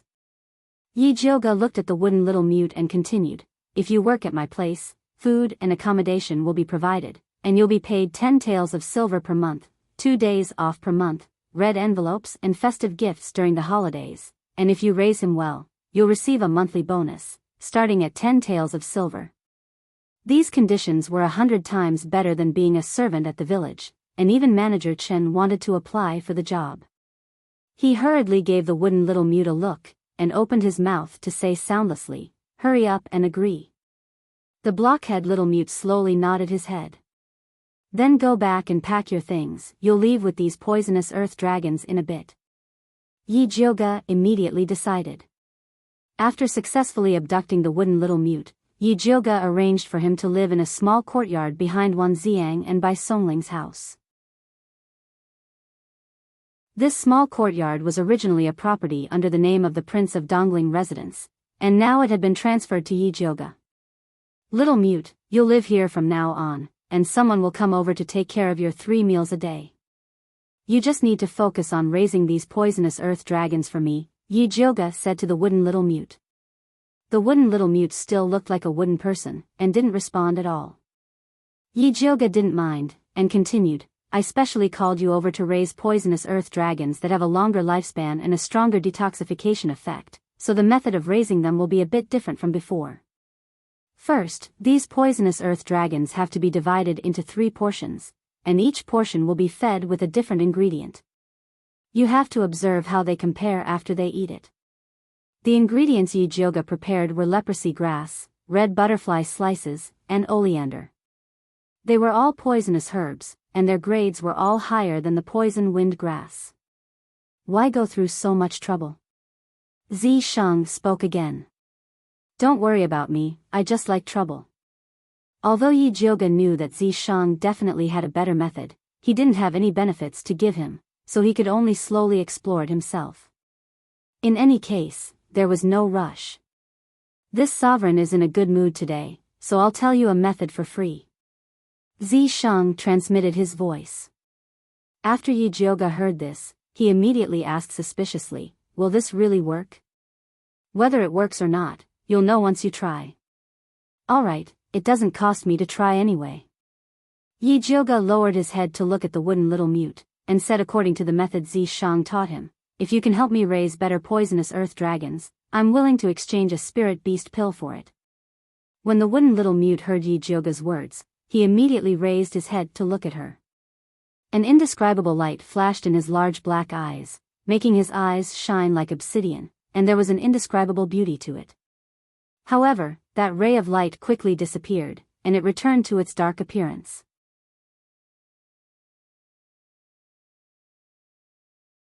Chapter 120. This brat doesn't believe you. Zi Shang's tone had a sense of gloating. "How is that possible? My sister looks like a white lotus. Everyone should believe her." Yi Jioga put on a serious face, as if treating a patient with a hidden disease, and said to the little mute seriously, "I only want the advanced version of the poisonous earth dragon, I'm not interested in other things." The blockhead little mute still had a blank look, not knowing if he understood. However, Yi Jioga didn't have time to talk to him anymore. After telling Bai Songling to take care of the little mute's daily life, she returned to Purple Forest Park. 3 days later, imperial consort she would enter the palace.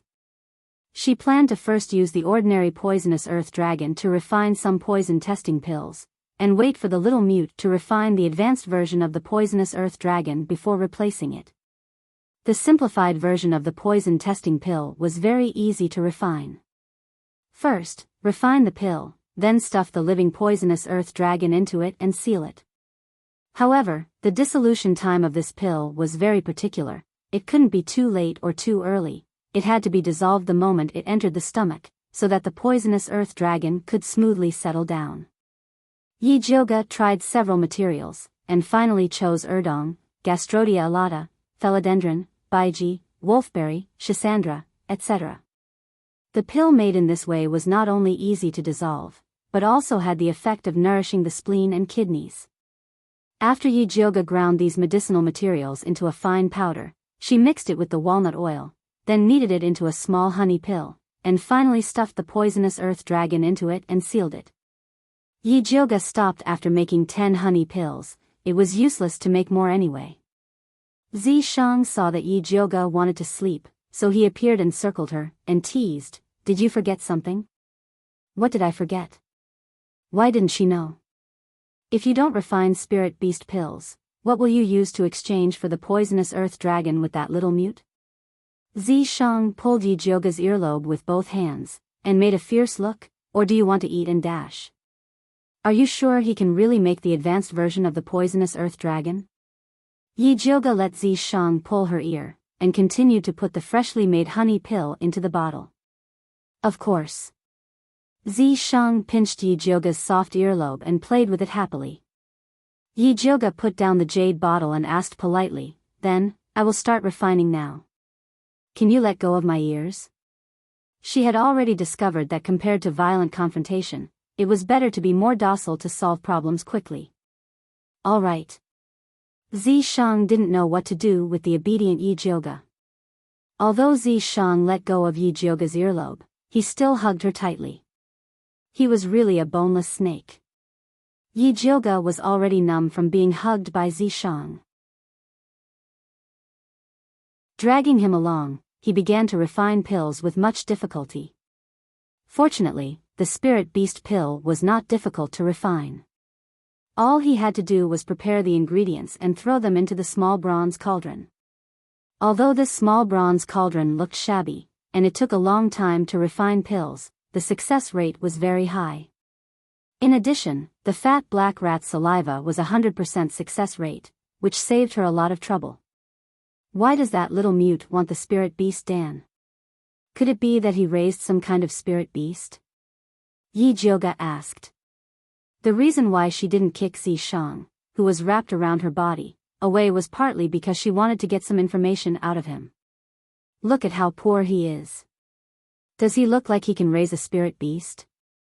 Zishang rested his chin on Yijioga's head. This position was the most comfortable. Then why does he want the spirit beast Dan? Yijioga couldn't understand. This expensive spirit beast Dan was like imported cat food. Other than cat slaves who would pay tribute to their cat masters, most people wouldn't buy it. Of course it's to eat. Zishang rubbed Yijioga's head. He was so comfortable that his eyes narrowed. He doesn't have a spirit beast. It's impossible for him to eat it himself. Yijioga said in disbelief. Could it be that the little mute has pica and loves to eat this spirit beast Dan? Guess. Zishang was still hanging, waiting for Yijioga to state her conditions. If you don't want to say it, then forget it. Yijioga wasn't going to fall for it. Other than things related to her own life, she wasn't interested in anything else. Little Jioga is really not cute. It's getting harder and harder to deceive. Zishang's chin rested on top of Yijioga's hair bun. Suddenly, he smelled a strange smell. How long has it been since you last washed your hair? Zishang asked.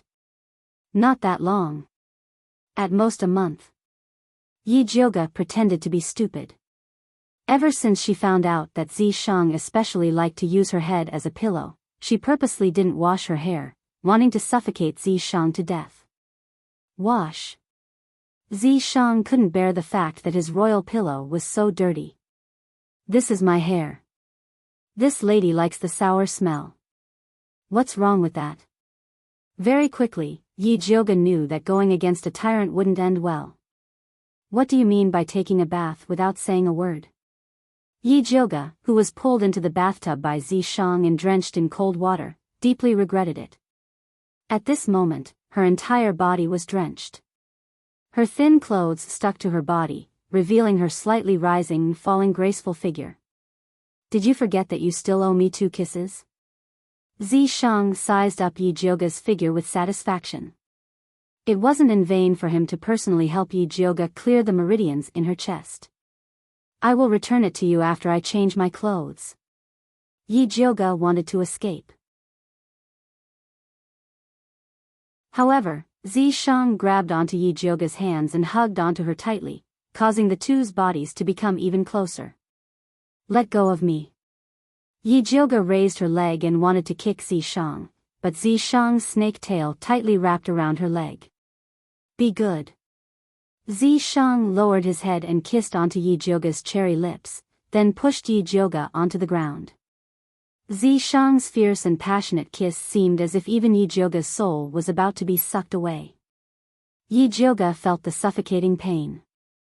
Taking the opportunity when Zishang loosened his grip, Yi Jioga punched onto Zishang's abdomen.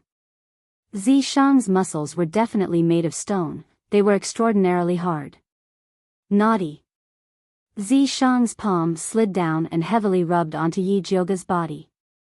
Yi Jioga felt that her small chest that had just developed was about to be squashed flat by Zishang. She struggled to resist, but Zishang forcefully suppressed her.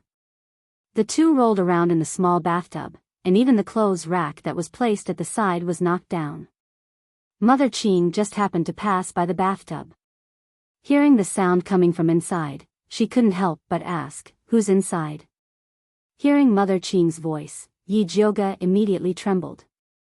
Both her hands grabbed Zishang's shoulders and pushed him away. Zishang followed her advice and moved his lips to Yi Jioga's ear. He bit on her meaty little earlobe, as if he was eating something delicious. That was a very sensitive place for Yi Jioga. A strange numbness spread from her abdomen to her limbs. Her whole body was trembling, and her voice had also become soft. "It's me.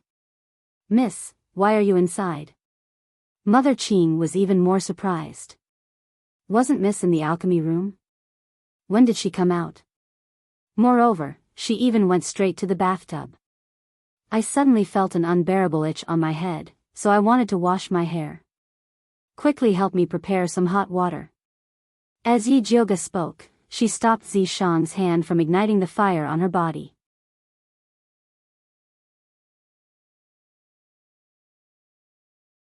Chapter 121. This old servant will go prepare the hot water. Mother Qing immediately turned around and left. She felt that she was so incompetent that she didn't realize that eldest Mrs. Head was so itchy. You really can't take it anymore? Zishang whispered into Yi Jioga's ear as he moved his evil hand. Zishang, can't you tell me in advance when you're in heat? If Yi Jioga knew that Zishang would touch her like this if she didn't wash her hair, she would have shaved her hair. It won't be long before my estrus period. You have to quickly get used to it. Zishang said very seriously. This little girl's growth was really too slow. Who knew when he would be able to eat her? It was so hard to wait. You're really in heat. Yi Jioga's scalp went numb. Would her small body be able to withstand being ravaged by Zishang once? You'll know when the time comes. Zishang reluctantly rubbed Yi Jioga's head and returned to her mark. At this time, Mother Qing and Jinzhu came over with hot water and knocked on the door. "Miss, the hot water is ready. Come in." Yi Jioga had already been ravaged to the point that he didn't want to move. Mother Qing came in and saw Yi Jioga's messy hair and clothes, but she didn't think much about it. You can't go into the bathroom fully dressed. After Yi Jioga took a bath with the help of Mother Qing and Jinzhu, he fell on the bed and didn't move. When he woke up, it was already dawn. Yi Jioga stretched his body on the bed. Suddenly, he remembered that he was halfway through refining the spirit beast pill last night. He immediately jumped out of bed. It's over, it's over. After refining for so long, it's definitely ruined. Yi Jioga hurriedly rushed into the alchemy room and opened the small bronze cauldron to take a look. He found 9 plump spirit beast pills inside, emitting a faint luster. They were actually grade 2 high-grade spirit beast pills. Pippy. The fat black rat jumped onto the small bronze cauldron, puffing out its fat chest to show that this was all thanks to it. Good job, big sister will give you a raise. Yi Jioga gave the fat black rat a thumbs up. Pai Pai Chan.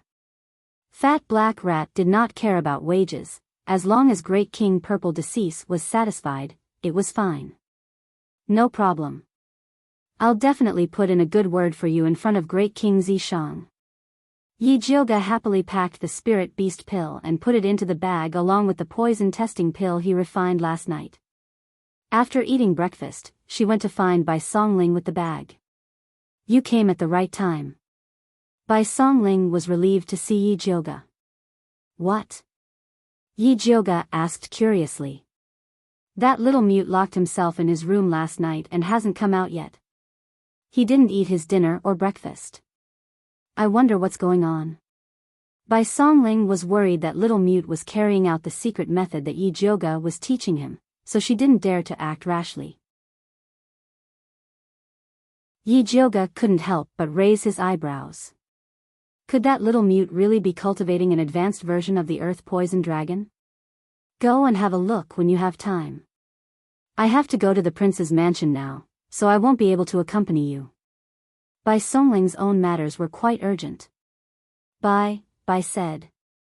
Bai Ling, Bai Tian. Go. Bai Zit. Yil Bai Xti go. Bai Chen. Shao deep inside, it.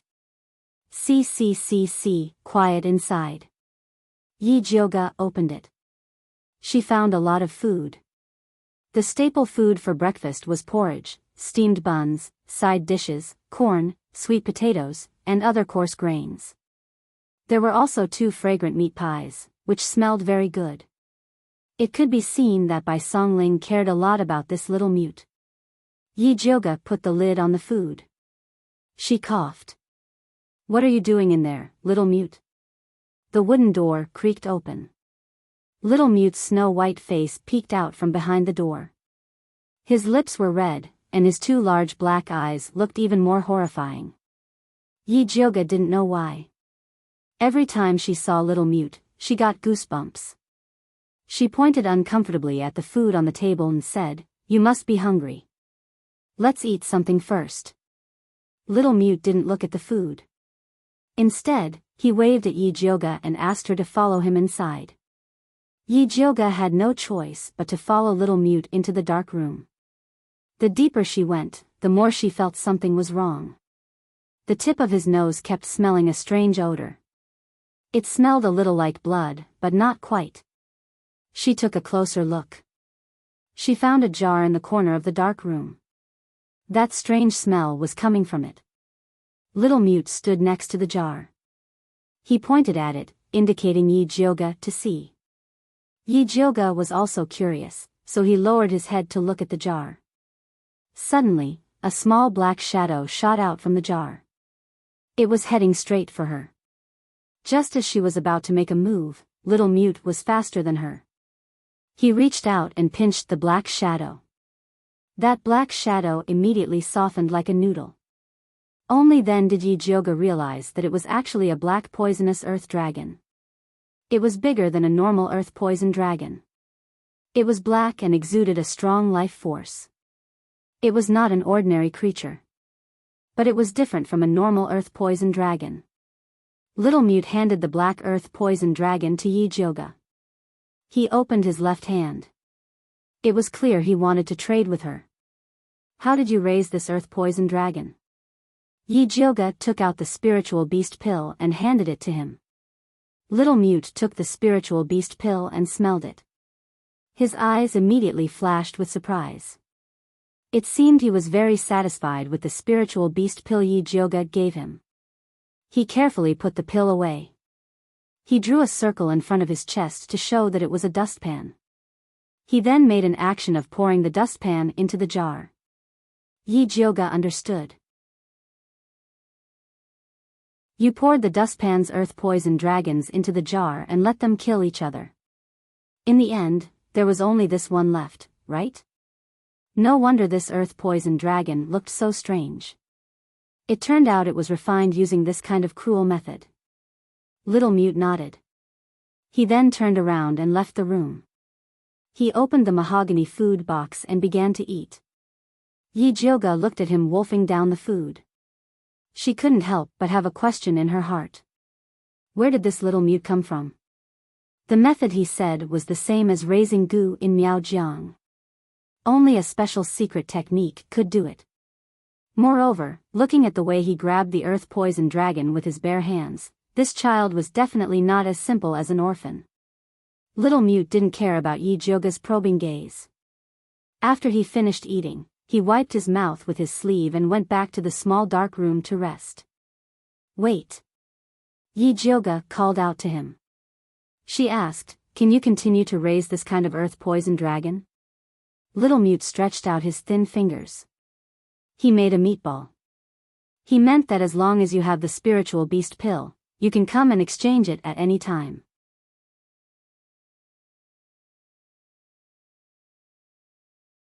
Chapter 122. I don't want this kind of poisonous earthworm, I want the normal kind. Although the poisonous earthworm produced by this method was powerful, the side effects were too great, and it was also harmful to nature, so it was not a long-term solution. Little Mute hesitated for a moment, and made a strange gesture with his hand. Yi Jioga instantly understood. You mean that method is very slow? Little Mute nodded again. It's okay, it doesn't matter if it's slow, as long as you can cultivate a poisonous earthworm that can evolve normally, I can exchange it for 5 spirit beast pills, Yi Jioga said generously. Little Mute's eyes lit up, and he nodded vigorously. If you need anything, just let me know, I will try my best to satisfy you. Yi Jioga was going to put in a lot of effort this time. Little Mute did not stand on ceremony, and after gesturing with his hands, he felt that it was not enough, and used his finger to write the words, second stage black housefly on the brown table with tea. You want to use the second stage black housefly as supplementary feed for the poisonous earthworm? Yi Jioga asked curiously. Black housefly was a kind of spirit herb that looked like a fly, and was usually used to treat festering wounds. Although it was a spirit herb, it grew easily, and it was not expensive, so she could afford it. Little Mute nodded again. Your handwriting is not bad, who taught you? Yi Jioga pretended to ask casually. These days, very few commoners were literate, even Shen Zhuangtou could not read, let alone Little Mute, who was an orphan who was adopted. Little Mute's face flashed with vigilance, and he frowned and wrote another line of words. Didn't you say that you were not interested in anything other than the poisonous earthworm? A small line of words, with a questioning tone, as if he had been deceived. Don't worry, I was just asking casually. All right, go to sleep first, I will have someone send the black housefly over later. Yi Jioga immediately gave up on investigating Little Mute. Who cares where he came from, as long as he could work? Little Mute carefully looked at Yi Jioga, and after confirming that she did not have any ill intentions, his little eyebrows relaxed, and he turned around and floated into the house. Yi Jioga wiped off the writing on the table, picked up the food box that Little Mute had eaten, and prepared to find Bai Songling to help him get the black fly grass. Unexpectedly, as soon as she walked to the door, Bai Songling rushed in like a whirlwind and pulled her out. Oh, no, the demon poison in His Highness's body is acting up.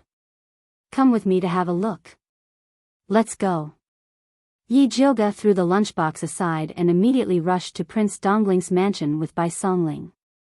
Dongfang Ke was lying on the luxurious bed with his eyes tightly shut. His handsome face was deathly pale and his lips were icy purple. His entire body was as hard as ice. Yi Jioga placed his finger on Dongfang Ke's wrist and felt as though he was touching a block of ice. He was completely unable to feel the pulse.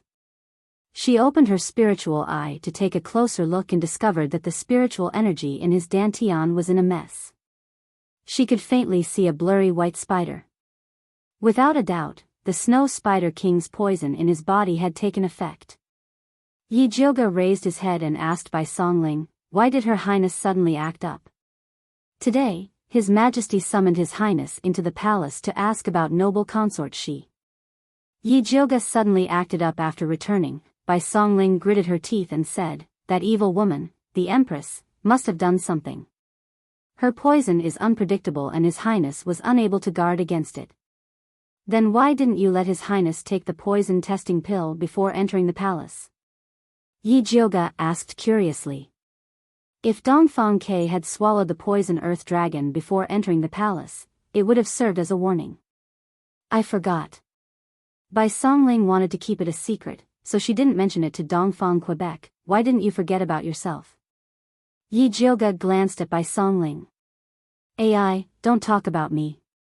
I'm already regretting it to the point that my intestines are turning green. Bai Songling had a look of regret and she almost knelt down to beg brother Yi Jiu. Help me take off His Highness's shirt first. Yi Jioga prepared to use acupuncture to save him. Bai Songling directly took off Dongfang Ke's shirt. Dongfang Ke's skin was smooth and firm, and the shape of his muscles was very beautiful. It was obvious that he had trained and was very pleasing to the eye. Yi Jioga silently glanced at him, then took out the thunderfire needle and pierced it into Dongfang Ke's acupuncture points. However, it was repelled by a strange cold energy. Yi Jioga didn't believe it and secretly increased the input of spirit energy. The thunderfire needle glowed with a faint purple light as it pierced Dongfang Ke's body. Although the needle was successfully pierced in, if she had to use spirit energy for every needle, she probably wouldn't be able to last until the end. Bai Songling saw Yi Jioga's strange expression and hurriedly asked, "Eldest miss, what's wrong?" His Highness's cold poison is too powerful. I can't completely remove it. Yi Jioga shook his head. With her current spirit energy, she couldn't completely remove the cold poison from Dongfang Ke's body. Then what should we do? Even the commonly used medicine can't suppress the cold poison in His Highness's body. Bai Songling looked at Dongfang Ke anxiously. She had a feeling that he would die in the next moment. Yi Jioga suddenly thought of the poisonous earth dragon goo that little Mute had just cultivated. This thing had a strong ability to expel poison, so it might be able to cure Dongfang Ke's poison. There was no other way, so he could only give it a try. Yi Jioga took out the jade bottle that contained the poisonous earth dragon goo and passed it to Bai Songling. Feed this to His Highness. Bai Songling opened the bottle and saw the pitch-black poisonous earth dragon goo. His handsome face immediately frowned as though he had eaten a gold thread. If he really fed it to Dongfang Ke, he would definitely be killed by Dongfang Quebec. Forget it, he had no other choice but to save his life. Bai Songling pinched open Dongfang Ke's mouth and did not hesitate to feed the poisonous earth dragon goo. The poisonous earth dragon goo slid down Dongfang Ke's throat and into his stomach. Yi Jioga opened his spiritual eye and could clearly see that the poisonous earth dragon goo had entered Dongfang Ke's dantian and started to fight with the spider shadow. The two wild beasts were evenly matched and did not give way to each other, causing the spiritual energy in Dongfang Ke's dantian to be in a mess. Dongfang Ke painfully frowned while he was unconscious. Faint blue sweat seeped out of the pores on his body. Following which, he suddenly opened his mouth and spat out a mouthful of ice blue blood. The blood froze the moment it landed on the ground. It was extremely strange. Yi Jioga took the opportunity to insert his needles. Rays of purple light landed on Dongfang Ke's body.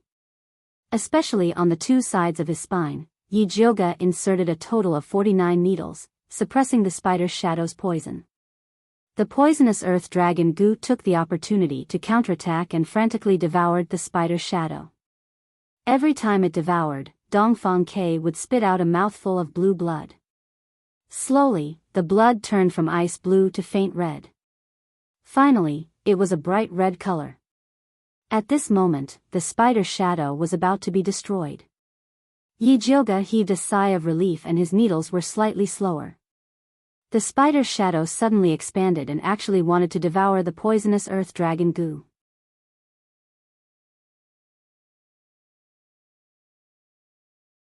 Chapter 123.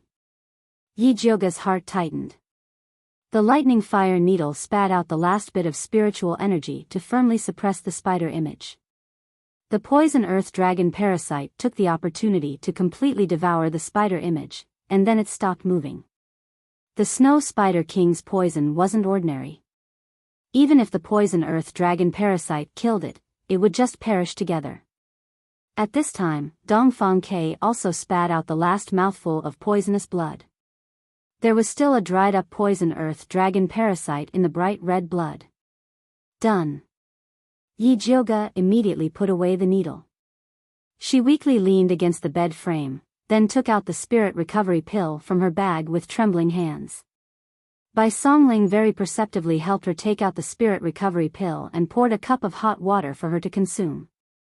After Yi Jioga ate the spirit recovery pill, he finally felt some strength in his body. However, his right hand was so sore that he couldn't lift it. "Are you all right?" Bai Songling asked with concern. If anything happened to Yi Jioga, he wouldn't be able to absolve himself. "I'm fine, just tired." Yi Jioga swung his sore right hand. This acupuncture was even more tiring than the time with noble consort Shi.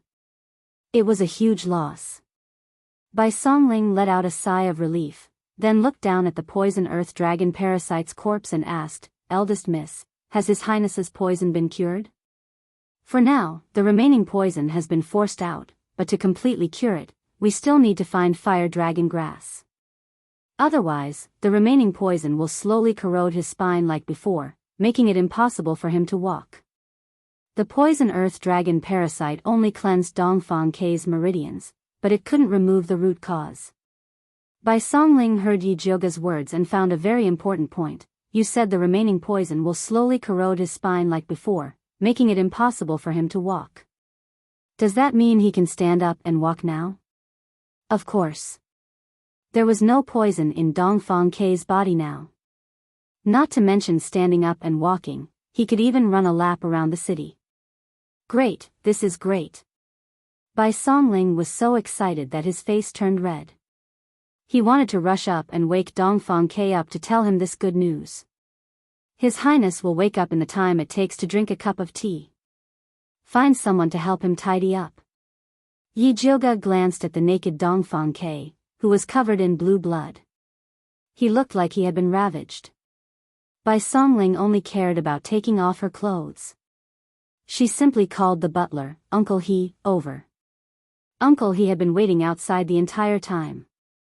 When he heard that the poison in His Highness' body had been completely removed and that he could now stand up and walk again, he almost knelt down to thank Yi Jioga. "Then let's wait outside. Big brother Bai, come with me," Yi Jioga said to Bai Songling. "Okay." Bai Songling also wanted to ask Yi Jioga about the black poisonous earth dragon, so she brought her to the hall. Yi Jioga didn't hide it from him and told him that the poison earth dragon was cultivated by Little Mute. However, the method of cultivation was kept secret. "I didn't expect this Little Mute to be so talented."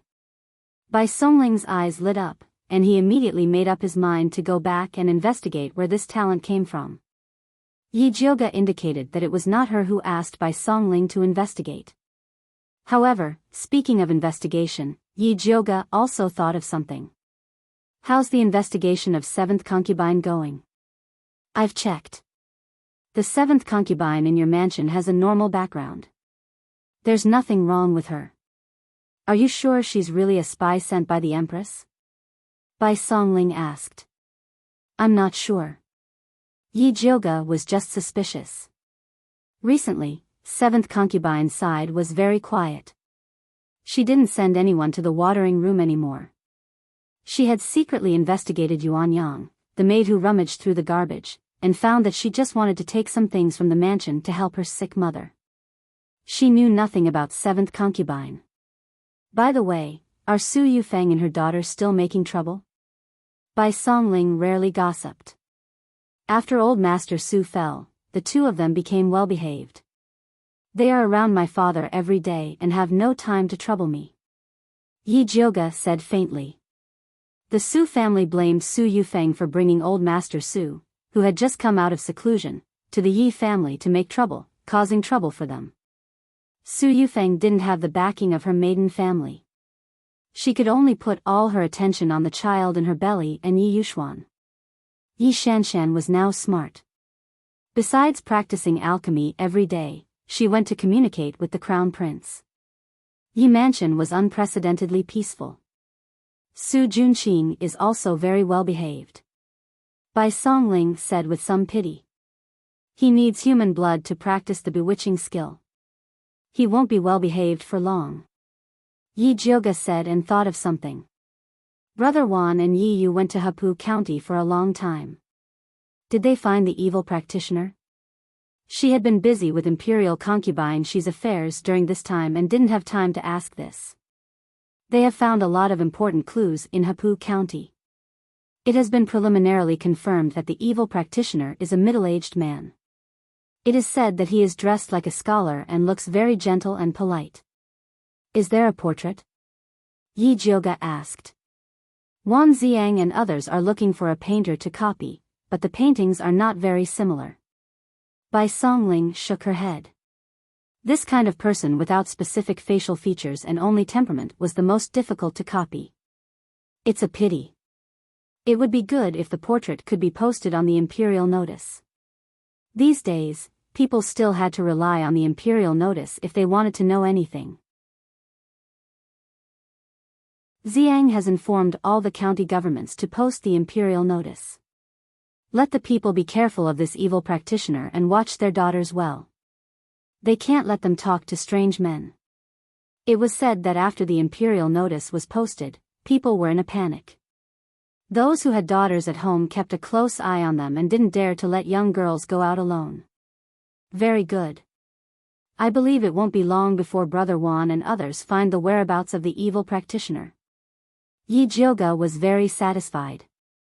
Yes, but the most important thing now is the matter of Her Highness returning to the palace. The black poisonous earth dragon has been detoxified for Her Highness.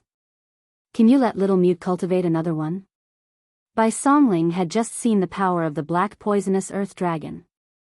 If imperial concubine she could take this and return to the palace, she would definitely be able to sweep away all the various poisons of the Empress. I'll ask him later. Yi Jioga also felt that it would be better for imperial concubine Shi to eat this. Can you let him make a few more? Bai Songling wanted to keep one for herself. This kind of thing is not easy to get. Although Little Mute looked very relaxed, Yi Jioga still felt that it was not so easy to raise such a thing. Just let him try. Bai Songling said unwillingly. What's there to try? You don't have to enter the palace. The Empress can't poison you. At worst, you can just wait until you enter the palace and take an ordinary poison testing pill in advance. Yi Jioga put the poison testing pill he refined last night into Bai Songling's hand and told him that Little Mute wanted to use the black fly grass to cultivate the poisonous earth dragon. No problem, leave this matter to me. Bai Songling immediately agreed. It was just some black fly grass. There were plenty of it in the pharmacy under the Wangfu.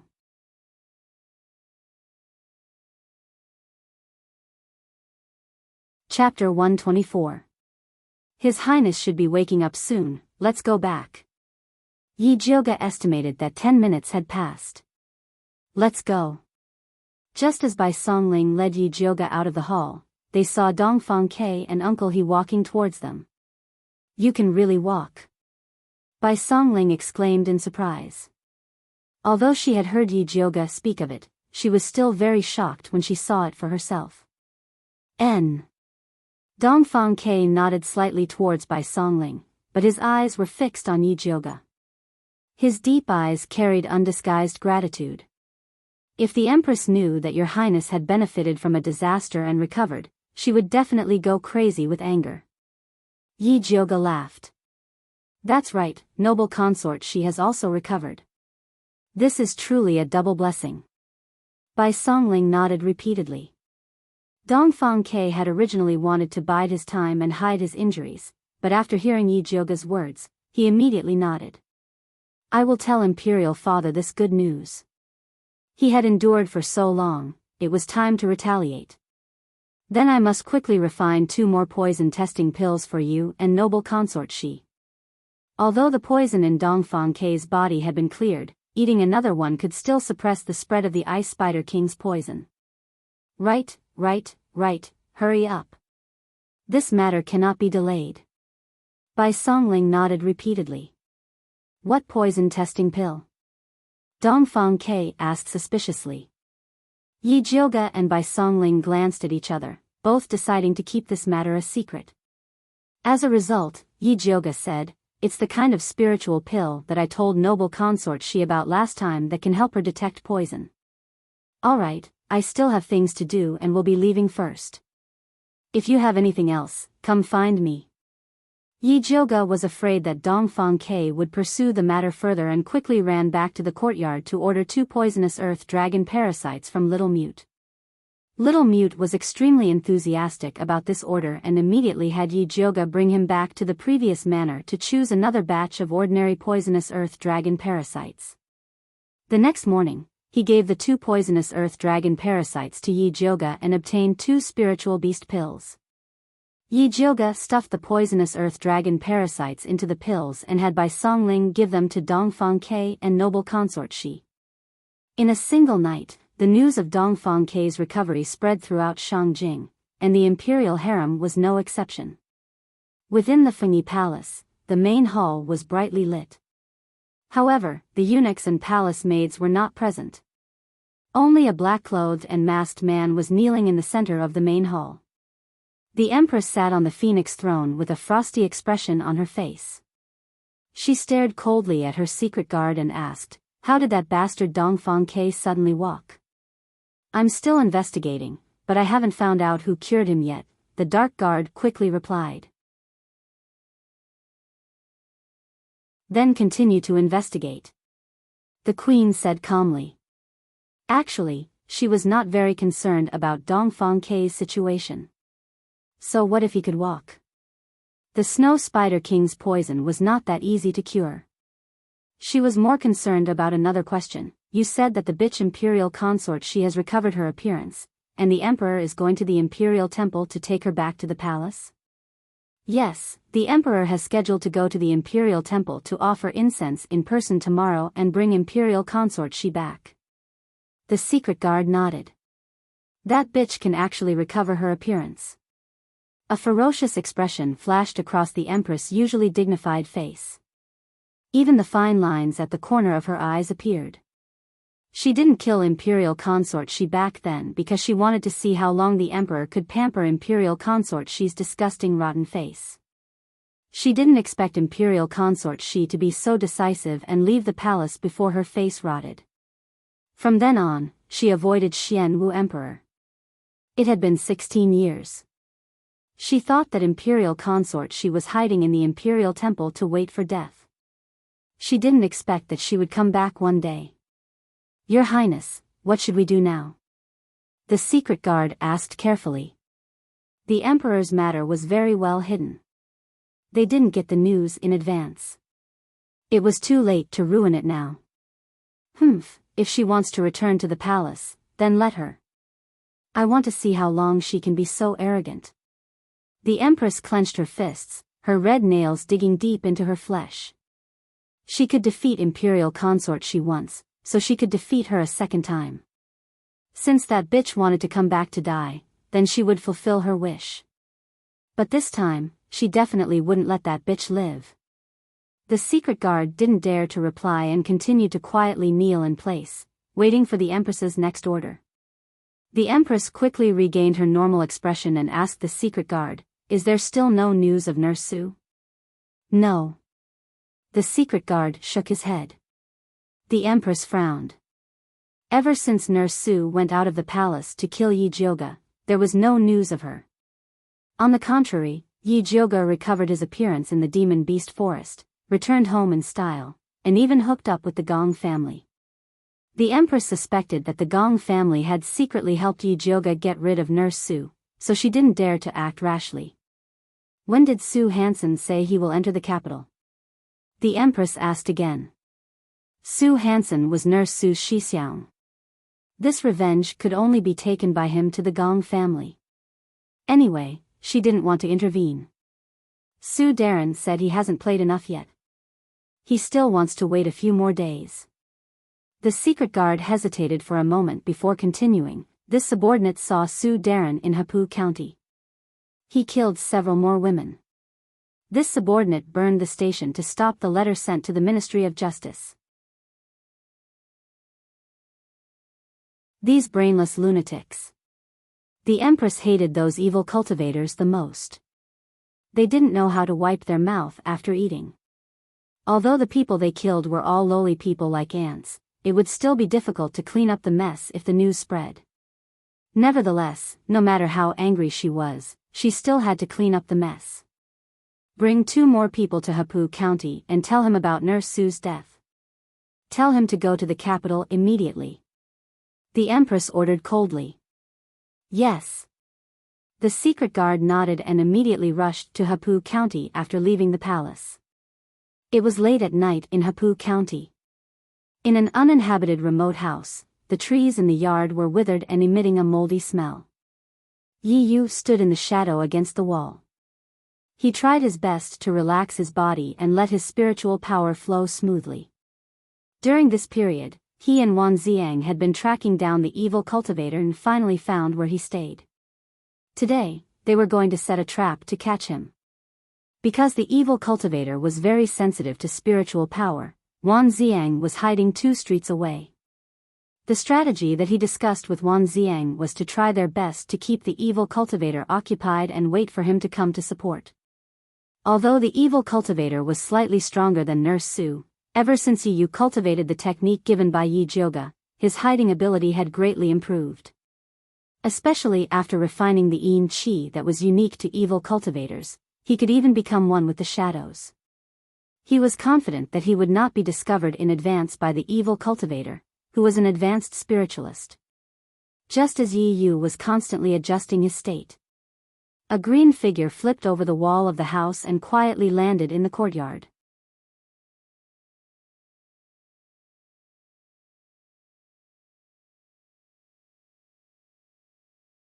Yi Yu's eyes lit up. He immediately got up and followed the aura left behind by the green-robed evil cultivator. Although Wan Ziang had told him not to act on his own, it would be difficult to find the green-robed evil cultivator in the future if he didn't chase after him now. By the time Wan Ziang arrived at the house, there was only the unconscious little girl in the house. That damned Yi Yu, how dare he act on his own?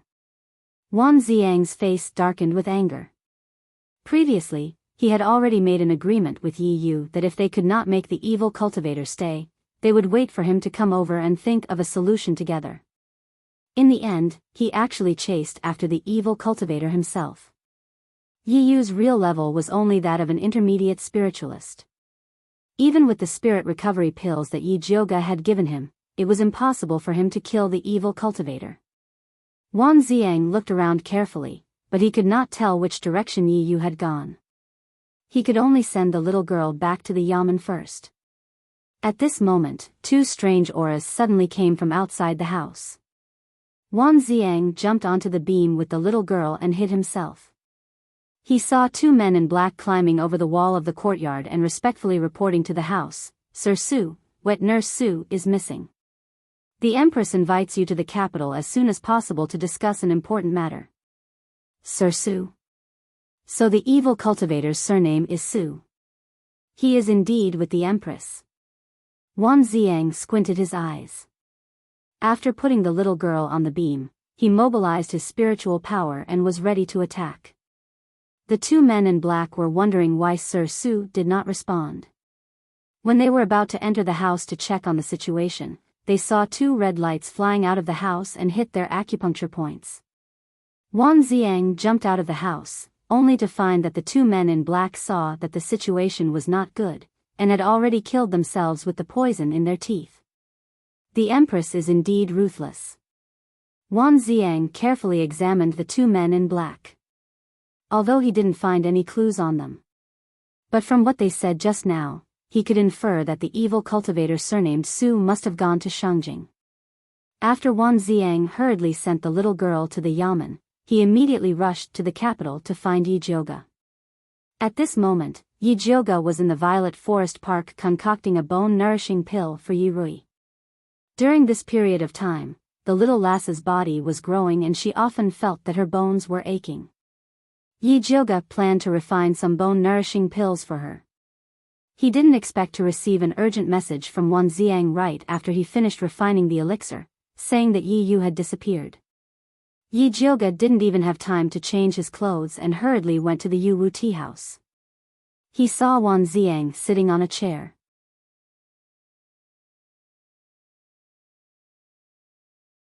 He was travel-worn, his face was full of fatigue, and there were dark circles under his eyes. It seemed that he had just rushed over from Hapu County. Bai Songling, who was sitting next to him, also looked solemn. "Why is Yi missing?" Yi Jioga sat down and asked. "After we found the evil cultivator's place, we agreed to deal with him together. I didn't expect that Yi Yu would chase after him without permission." Wan Ziang frowned. Could he have been taken away by the evil cultivator? Yi Jioga was most worried about this. No, there was only the evil cultivator's blood in the house, not Yi Yu's. Yi Yu must have used the secret skill on the evil cultivator twice, then ate the spirit recovery pill and forced himself to chase after him.